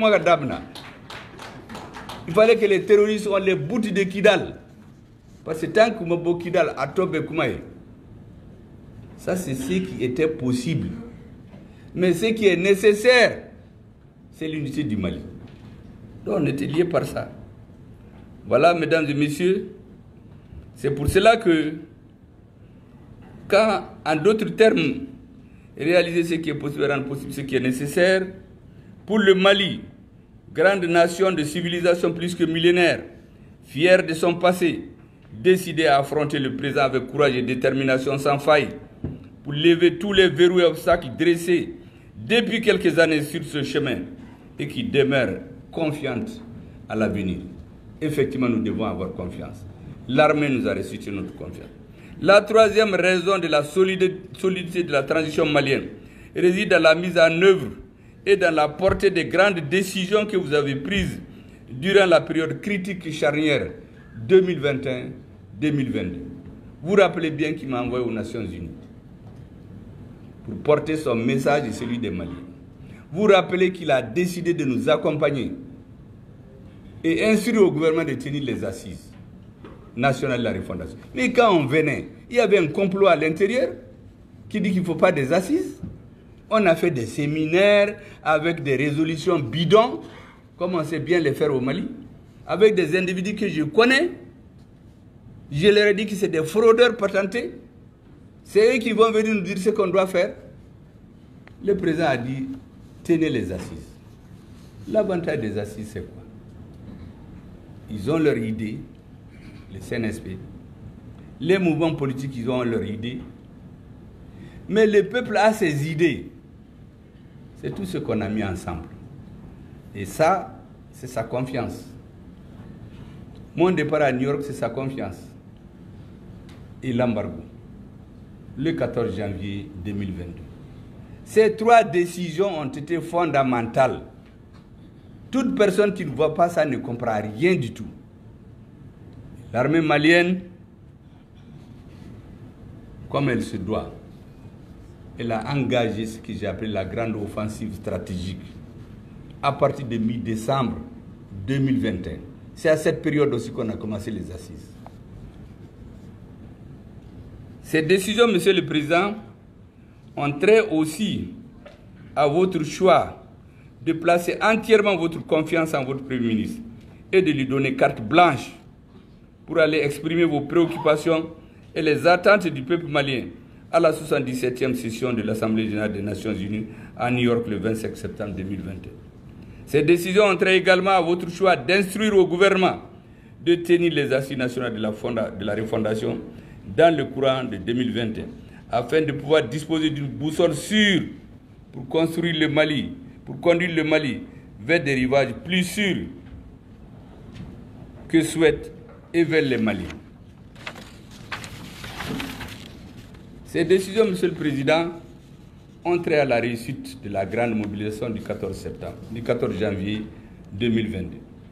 Monsieur le Président, la quatrième raison de la solidité de la transition malienne réside dans la conviction et la compréhension partagée au plus haut sommet de l'État que pour espérer unir un jour le Malien, aller vers la paix, la réconciliation, le progrès, l'État doit d'abord libérer Kidal et tout le nord du Mali du joug des terroristes. Il fallait que cette compréhension-là, elle soit la même chez le président et le Premier ministre. Si vous avez des couples où il y a un qui cherche l'argent, l'autre cherche à avancer comme avant, ils n'iront nulle part. Et c'est pour ça que j'ai dit à mes amis politiques, tant que Kidal n'est pas libéré, je vais avaler toutes les choses que je vois de mauvaises. Tant que des Maliens vont continuer à donner leur vie, je ne ferai aucun débat politique avec quelqu'un, aucun débat de procédure avec un responsable.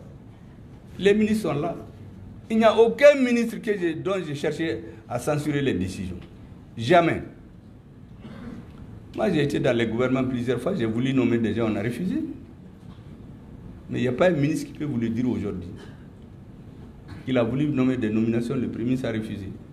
Il n'y a pas un ministre qui vous dit qu'il a un marché qui voulait faire ses arrivées chez le Premier ministre, il a bloqué. Je lui demande, est-ce que vous êtes entendu avec le ministre des Finances? Et attendez. Parce que j'ai dit à mes amis politiques, dans mon intérieur, tant qu'on n'a pas libéré Kidal, on n'a pas encore fait notre travail. Lorsqu'en janvier 2015, je crois, pas 2015, en tout cas il y a un certain Kaural qui n'était pas là pendant 8 mois. Un jour, il a surgi, il dit que lui, il est membre du comité stratégique. Il vient dans une réunion. Et ceux qui sont allés au M5 Malikoura là sont tous allés avec lui. Il y en a qui ne viennent pas dans les réunions depuis 1 an. Ils viennent avec Kaural. J'ai dit, mais Kaural, qu'est-ce que tu viens faire ici? Il dit que lui, il est membre du comité stratégique. J'ai dit, mais depuis quand? Depuis quand? Et le comité stratégique là, on ne vient pas là-bas comme au marché. Il faut être mandaté. Mais qui vous a mandaté? Le FSD a 4 représentants. C'est moi qui les ai désignés. Moi, j'ai été désigné parce que ce mec m'a placé sa confiance. J'ai désigné Salikou Sanogo, qui représentait l'URD. J'ai désigné Moutaga Tall. Ce n'est pas une histoire de choix. Hein. Ceux qui vous disent qu'on a choisi, il n'y a pas eu de choix. Ça, c'est faux. J'ai désigné Konimba Sidibé. J'ai désigné Suleiman Kone. Parce que j'avais la confiance de ce mec-là, qui n'était pas là. Mais toi, là, qui va te désigner? Quoi, les nanas? Oui, oui. Mais ce qui ne sait pas, nous, on a des services de renseignement qui travaillent. En réalité, j'ai su après qu'il y avait un plan d'attentat à ma vie. Le monsieur a fait 8 mois, il n'était pas là. Parce que la conclusion a été faite à l'extérieur que tant que ce monsieur est là, il faut l'éliminer d'abord, comme ça on va atteindre les militaires. Donc on venait pour faire des bagarres dans des réunions du M5. Comme ça on vient me mettre un couteau dans le ventre. Ce jour-là, des gens qui venaient jamais dans les réunions sont tous venus pour le soutenir. Moi, je l'ai mis à la porte. Beaucoup se sont levés pour sortir avec lui. Certains, quand ils ont vu que personne n'est sorti, ils sont revenus. Ceux qui sont sortis là, on les a renvoyés.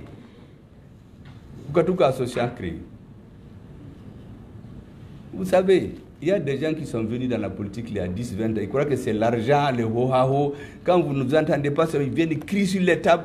C'est comme l'autre jour, quelqu'un a amené un sac avec des contentions là, au M5. Quand comme ça, on va faire comme dans le comité de l'AEM là, où certains se sont tués, on a dissous l'association. Quand on appelle, Bouba a eu l'intelligence d'appeler la police. Dès qu'il a vu la police, son sac avec les gourdins là, mais nous on savait ce qu'ils avaient dans l'idée. C'était de créer des bagarres dans le M5 et que l'État profite pour dissoudre le mouvement. Il y a des gens qui sont derrière. Neboubedo. Celui qui se lève contre cette transition, je vous jure, Alaba-Malou, en plein midi, a fini Boaka. Parce que cette transition-là, c'est Dieu qui l'a voulu. Même moi, demain, je me lève contre cette transition-là. Ni Hassimi voulait contre cette transition-là. Le Mali va sécréter d'autres enfants qui vont continuer à lui restituer son honneur et sa dignité. C'est pourquoi j'ai dit aux gens, sortez des complots, des places, je vais être candidat, je vais être ceci. J'ai dit à tout le monde, tant que je ne parle pas avec Hassimi et ses compagnons d'armes, ma chicane à l'élection, maintenant quand je parle avec eux, je vous donne les conclusions. On est dans une démocratie. Si vous n'êtes pas d'accord, vous vous présentez. Mais avant, Naouya, que c'est de la trahison, Netala. J'ai dit ça à tout le monde. C'est pour cela que quand le gouvernement a changé le 1er juillet 2023, les gens sont venus plus de 100. Koubenansi Djona, que j'ai trahi les gens du M5. Kouyou Bebo, j'ai conservé ma place. Ne demandons comment Chamala. Entre le 5 juin et le 20 août, qui a demandé à être ministre? Personne. Donc, quand on n'est plus ministre, ça ne veut pas dire qu'on n'est pas pour la lutte. Moi, j'ai été dans 2 gouvernements, je suis sorti. Ce que j'ai fait en dehors du gouvernement, c'est plus utile pour le Mali que ce que j'ai fait quand j'étais dans le gouvernement. Le livre sur les Nords, là, tous les pros, ceux qui veulent diviser le Mali, ils ont fait un séminaire aussi de la France là-dessus. Leur conclusion, c'est quoi? Il vaut mieux se taire. Ce livre-là est trop dangereux. On va pousser les gens qui vont le lire.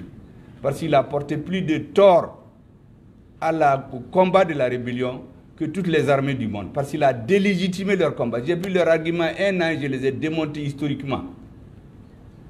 Je n'étais pas dans le gouvernement. Les articles pour l'éveil des consciences. Quand j'ai répondu à Macron, qui était dans l'illégalité, je n'étais pas dans le gouvernement. Le refus d'obéissance, parce qu'il fallait l'éveil des consciences. Parce que les militaires n'allaient jamais intervenir, je l'ai dit haut et fort. Tant qu'il n'y a pas, la situation n'était pas prête socialement. Vous croyez qu'ils allaient se lever comme ça, venir renverser Ibeka qui menace tout le monde là, les chefs d'état-major à Bayerere, ou Kumbebe Siragnem? C'est quand le peuple a dit non, qu'ils sont venus empêcher le chaos au Mali. Et Dieu va le grand de cette grâce-là. Et ils ont libéré Kidal. Maintenant, éveil de conscience pour Maké. C'est cet éveil de conscience qu'on a voulu étouffer pendant la première transition. Là où ça nous a amené, vous savez. Le plan qu'ils ont aujourd'hui, les Occidentaux, c'est ce qu'ils n'ont pas pu réaliser en 2021. Comploter avec des gens pour s'en prendre à nos officiers. Depuis un moment, on entendait des gens des commandos parachutistes, des gens des forces spéciales. Maintenant, ils vont monter d'un cran. Mais ils vont nous trouver sur leur chemin. Hein. Nos officiers qui ont libéré Kidal, tu vas marcher sur le corps de tous les Maliens avant de les toucher. Ces avocats qui sont allés se réunir quelque part pour organiser des plans contre eux, ils n'ont qu'à venir où? On va se croiser à New York. Leur rapport va disparaître là-bas. Donc, le plan qui a échoué en 2021, c'est ce qu'ils veulent mettre en relief maintenant avec ce fameux livre. Moi, je vous ai dit, cette transition-là, à la débâcle. Ce livre a été publié en Europe depuis décembre. Ils l'ont lu. C'est même épuisé. Il y a des avocats qui travaillent là-dessus. On est venu nous mettre la poudre aux yeux avant-hier pour dire qu'on a donné un feu. Mais c'est faux. Tout ce qui est en train de se faire en bas, Kalamao. Ou bien, courtu, là, leur couscous là, on va mettre du sable là-dedans. Nous, Tarana et New York, on va mettre du gravier. Donc, c'est pour vous dire, je termine par ça. J'ai dit, enfin, Monsieur le Président,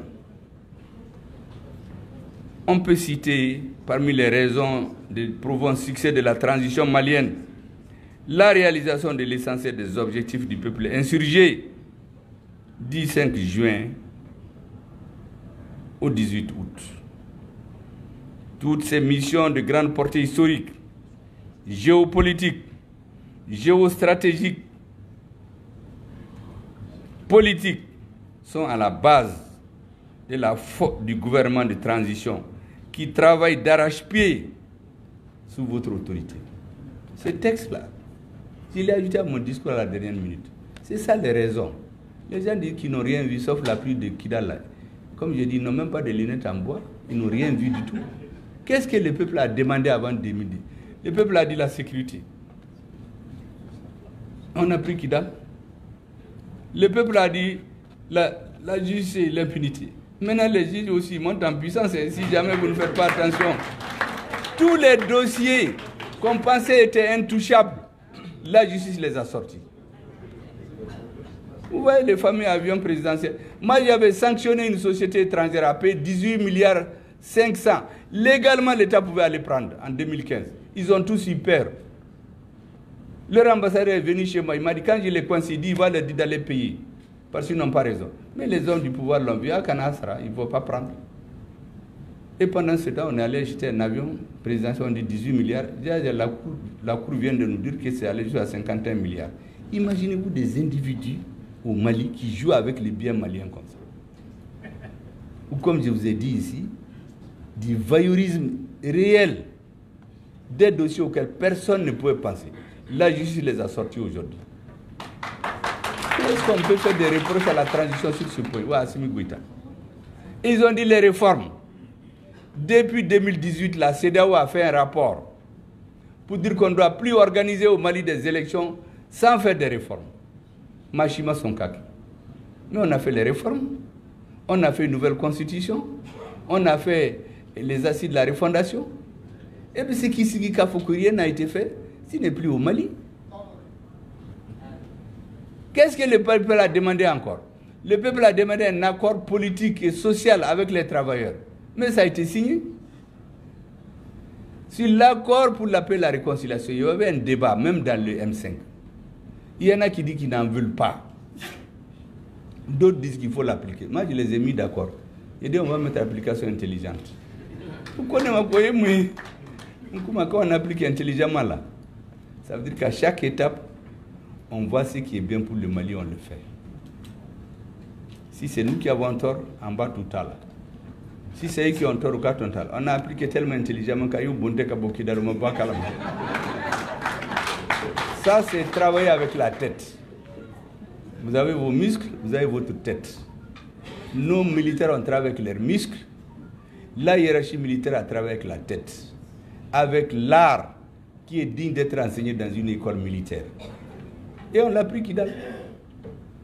Maintenant que Kidal est pris, c'est comme dans une famille. Quand une maison brûle, on ne vient pas demander qui a mis le feu. Nankuntoro Kumala 2020-2021, ho élection, Dobe Karavruda Beta Paris, descend avec son parfum à Benaï. Nous, on a fermé les yeux. Les minorités qui est d'accord, on s'est donné la main. On a donné l'assaut à Kidal. Maintenant que c'est pris, il faut être raisonnable. La guerre, on peut la gagner quand vous êtes minoritaire. La paix, c'est la majorité qui la gagne. Et c'est pour cela quand le président a appelé au dialogue intermalien pour amener tous les Maliens à s'entendre.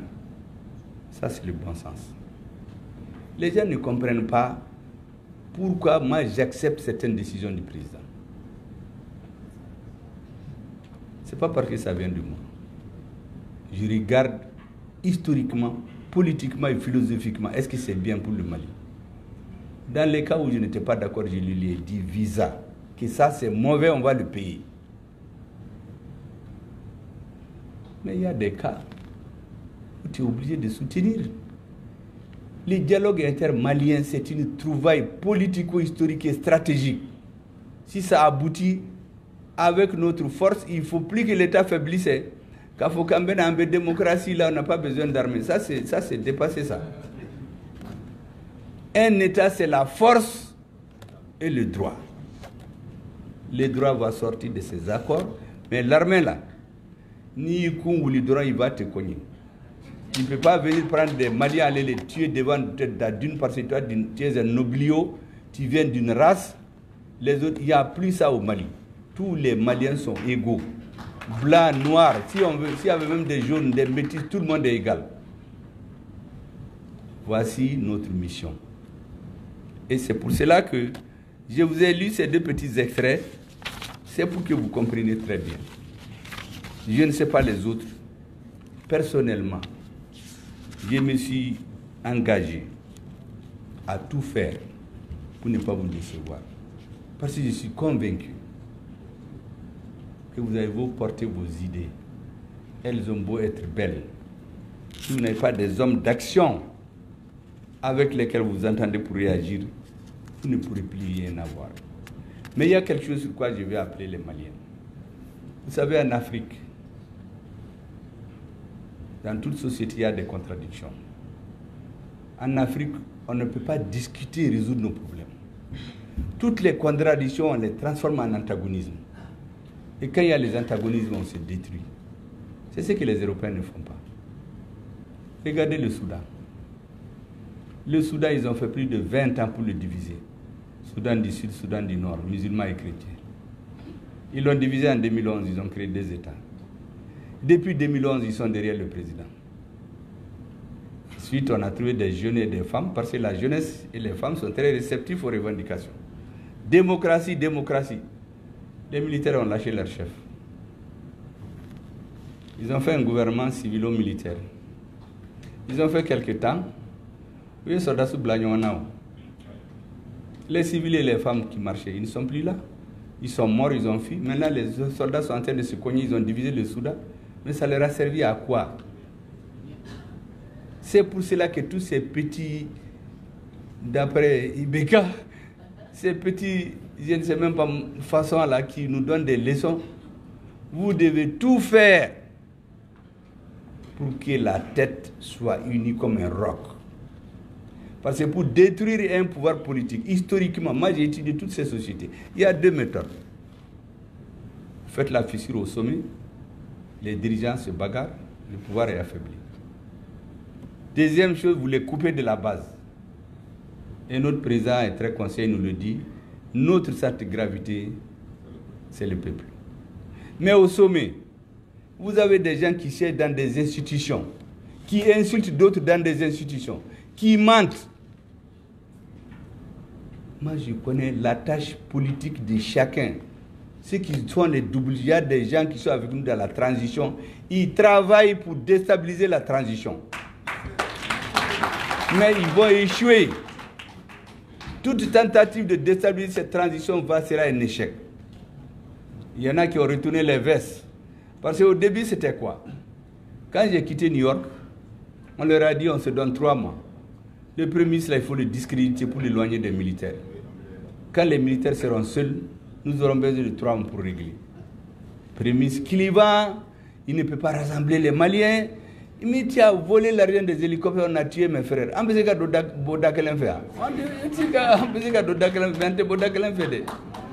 Or au Mali, Ah, Angadou Dakelen fait, Angabo Dakelen fait. Ça ne profite qu'aux voleurs. Ambisi Gadou Dakelen fait. Mais Kabo Dakelen fait, ne compte pas y faire. Donc on a commencé, prémisse clivant, prémisse ne peut pas rassembler les Maliens. Ce terme-là a fait 2 mois. Assimi Goïta l'imperturbable. C'était une technique pour nous diviser. Depuis juillet, Hassimi leur a dit d'arrêter. Ils ont été prendre, ils sont venus, ils ont continué. Comme Hassimi ne parle pas beaucoup, lui il a son stylo. À partir de septembre, il a signé un papier là, comme Dabla là. Maintenant, il y a des nouveaux qui sortent, qui mentent. Pourquoi on a besoin de ça? Ah oui, les coups d'État là, c'est nous qui l'avons préparé avec les militaires.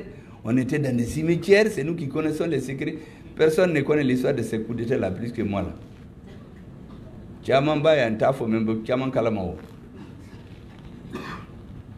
Donc, il faut que la tête de la transition se ressaisisse. Le peuple veut de cette transition. Tous ces yéré que vous voyez là, c'est au sommet. Il y a les gens qui veulent candidats, il y en a qui veulent de l'argent, il y en a qui veulent des postes. Mais comment bon là-haut? Quand les gens ont dit que les militaires ont sorti tous mes proches pour m'isoler, mais je leur ai dit, c'est vous qui êtes isolés. Moi, je fais mon travail. Je vois que le président, toutes les semaines, on parle des problèmes. Quand je ne suis pas d'accord, je lui dis. Souvent, je le laisse. Parce que le président aussi a besoin d'être soutenu. Si vous soutenez votre président seulement lorsque ça marche, c'est comme quand on voulait choisir notre candidat pour être Premier ministre. Il y a un qui nous a dit, mais est-ce que la CEDEAO ne va pas avoir raison d'eux? Mais je leur ai dit que mais si on s'assoit, on attend que la CEDEAO a raison d'eux, ils n'auront plus besoin de nous. C'est pendant cette période-là qu'il faut aller. Et je vous ai dit, il faut qu'on fasse tout pour résister. Vous savez que quand Tombouctou, le bateau de Tombouctou, quand on a tué les 40 Maliens, il y a eu un sommet de la CEDEAO, ils n'en ont même pas parlé. Aux Nations Unies, une simple lettre de condoléances au président, ils n'ont pas pu s'entendre. Donc ça veut dire que la vie des Maliens, ça ne leur dit rien. Les gens, soi-disant du CSP, c'est les services secrets étrangers en réalité qui ont fait ça. C'est pour que les populations de Gao Tombouctou se révoltent contre les dirigeants. Nous couper de 90%. Ils ont fait l'embargo sur Tombouctou. Ils ont fait l'explosion à Gao. Pour que Djamanadeon Kamourti. Sinon, il n'y avait rien. Comme on a eu Bunte à Ber, ils ont dit qu'en Tita Kidal, ils vont nous donner du travail. Ils sont venus nous donner du travail. Nous, on a travaillé, on a mangé l'argent. Ils sont restés là-bas en train d'attendre. Ils sont allés tomber sur les pauvres populations. C'est pour ça, ce jour-là, j'ai félicité après les populations du Nord, de Gundam, de Rarouz, de Tombouctou, de Gao. Parce que ce vendredi-là, quand ils ont fait l'explosion dans la ville de Gao, c'est un imam qui a harangué les foules pour leur dire que 2023 n'est pas 2013. Les rebelles vont les trouver les pieds fermes à Gao. Les femmes du Gao ont attaché leurs pagnes, elles sont sorties.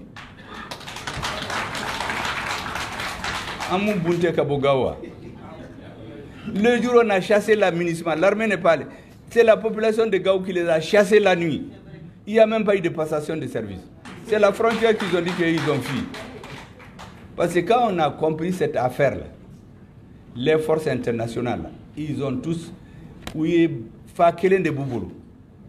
Netara min Kongolo qui ka Boshadala, ka Bunteadala, Halima parachute Dama, a laissé en plein vol sans parachute là. Allez debout Beko. Quand on a les Takuba là, Takuba Koko, Weiko, président Koro de Yafopukana, on président Koro Sara, à la Kahinala. Et puis président Koro Kapapier B, président Koro Ko, Naunana, pour exercer faux Aouni Mali, armée Kawaf, Kabeaka. Il m'a fait, on les a renvoyés. On est monté d'un cran, on est arrivé à G5 Sahel, on les a renvoyés. Chez Moulika Bafanka. On est monté à Barkhane. Où est Moulabé? Kabianga soldat souka, ou Kadonyona, Kanga hélicoptère ne fait rien. Quand nous on a appris ça, nous on a fait la politique en ce moment. Ce qui était nécessaire, C'est ce qu'on a rendu possible en ce moment. Je voudrais que vous compreniez, ce qui devait être nécessaire pour Gao et le Mali, c'est de chasser Barkhane, les empêcher d'être dans un conflit militaire avec notre armée. Et les populations de Gao, les Maliens l'ont rendu nécessaire. On les a chassés la nuit. Barkhane Bora, il restait leur papa. Le grand-père là, depuis qu'on l'a cogné là,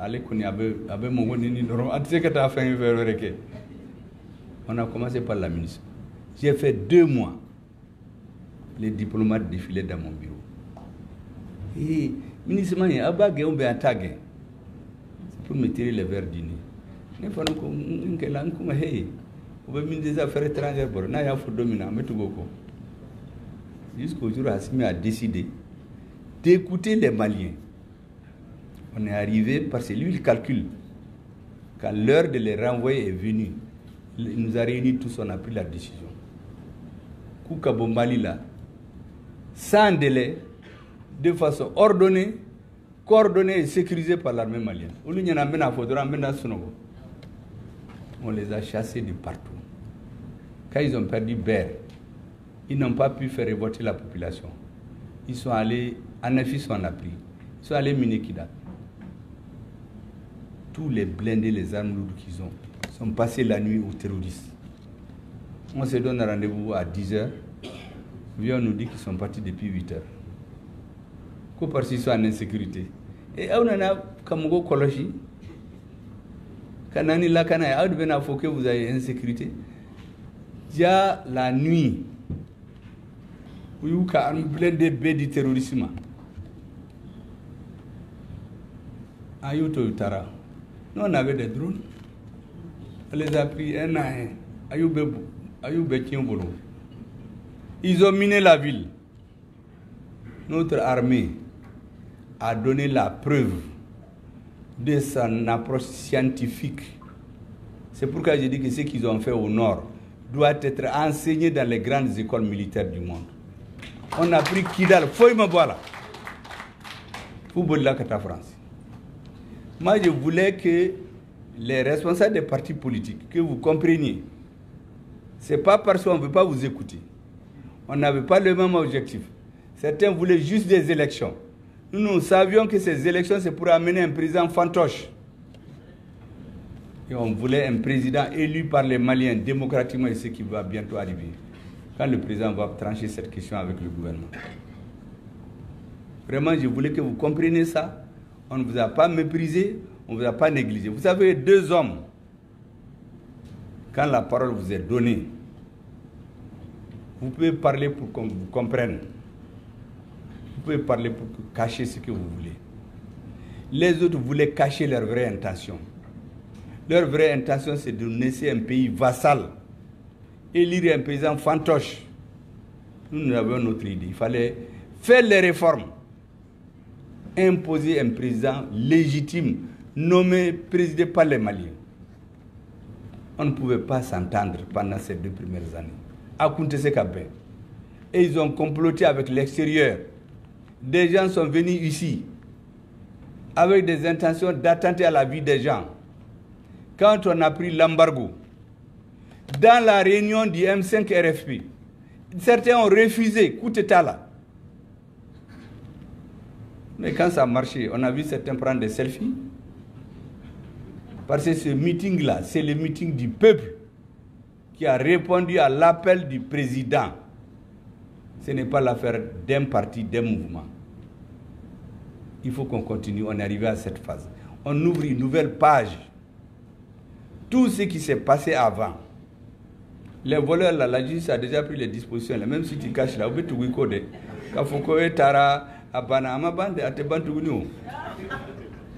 Donc, nous, on laisse avec la justice.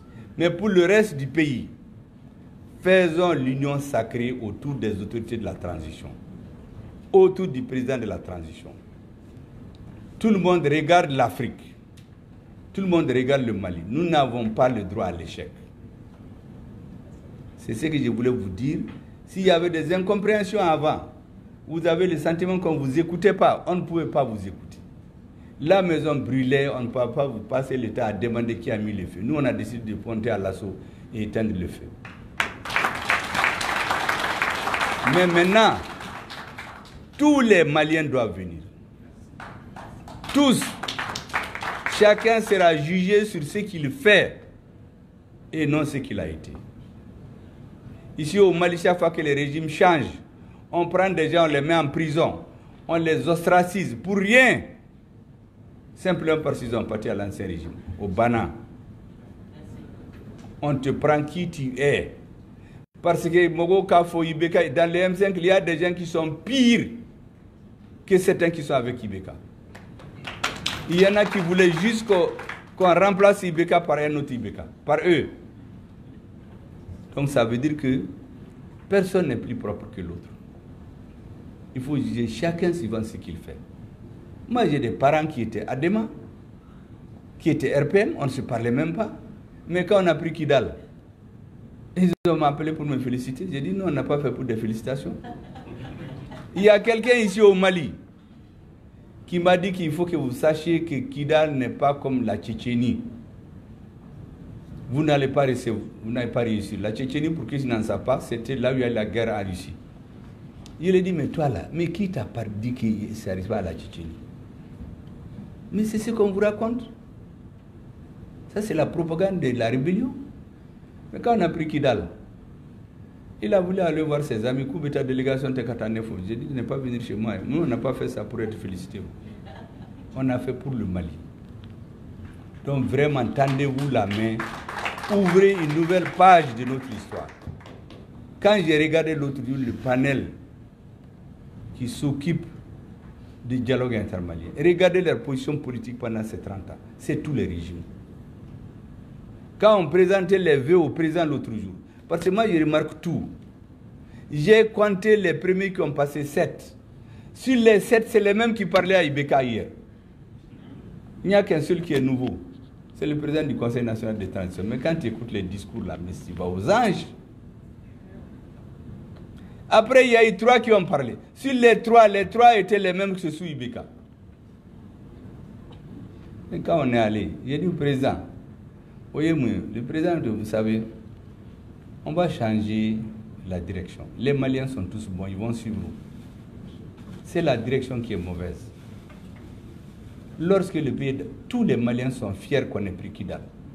Quel que soit le mouvement auquel il y a pas. Sauf quelqu'un qui est dans les 1%. Là. Parce qu'il y a des gens, même si tu mets le miel dans la bouche, il va te dire que c'est amer.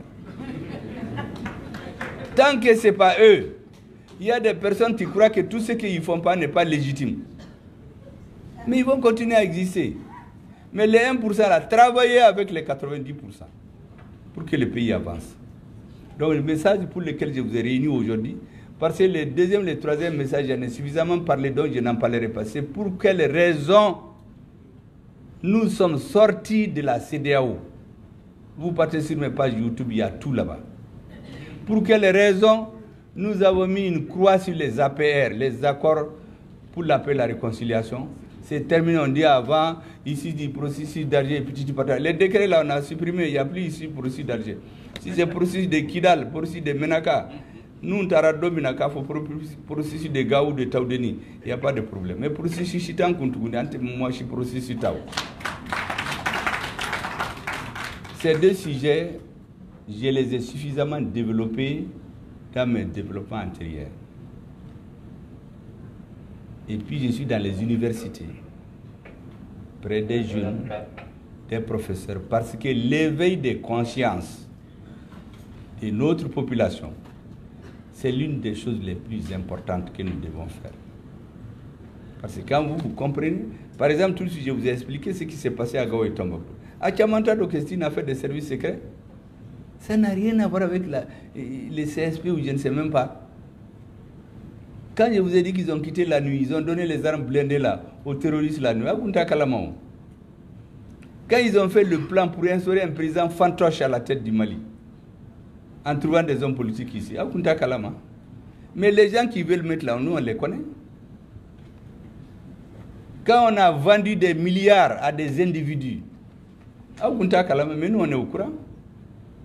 J'ai expliqué l'autre jour, il y a un pays qui est allé à une bourse de l'OCDE, c'est-à-dire les pays les plus développés du monde.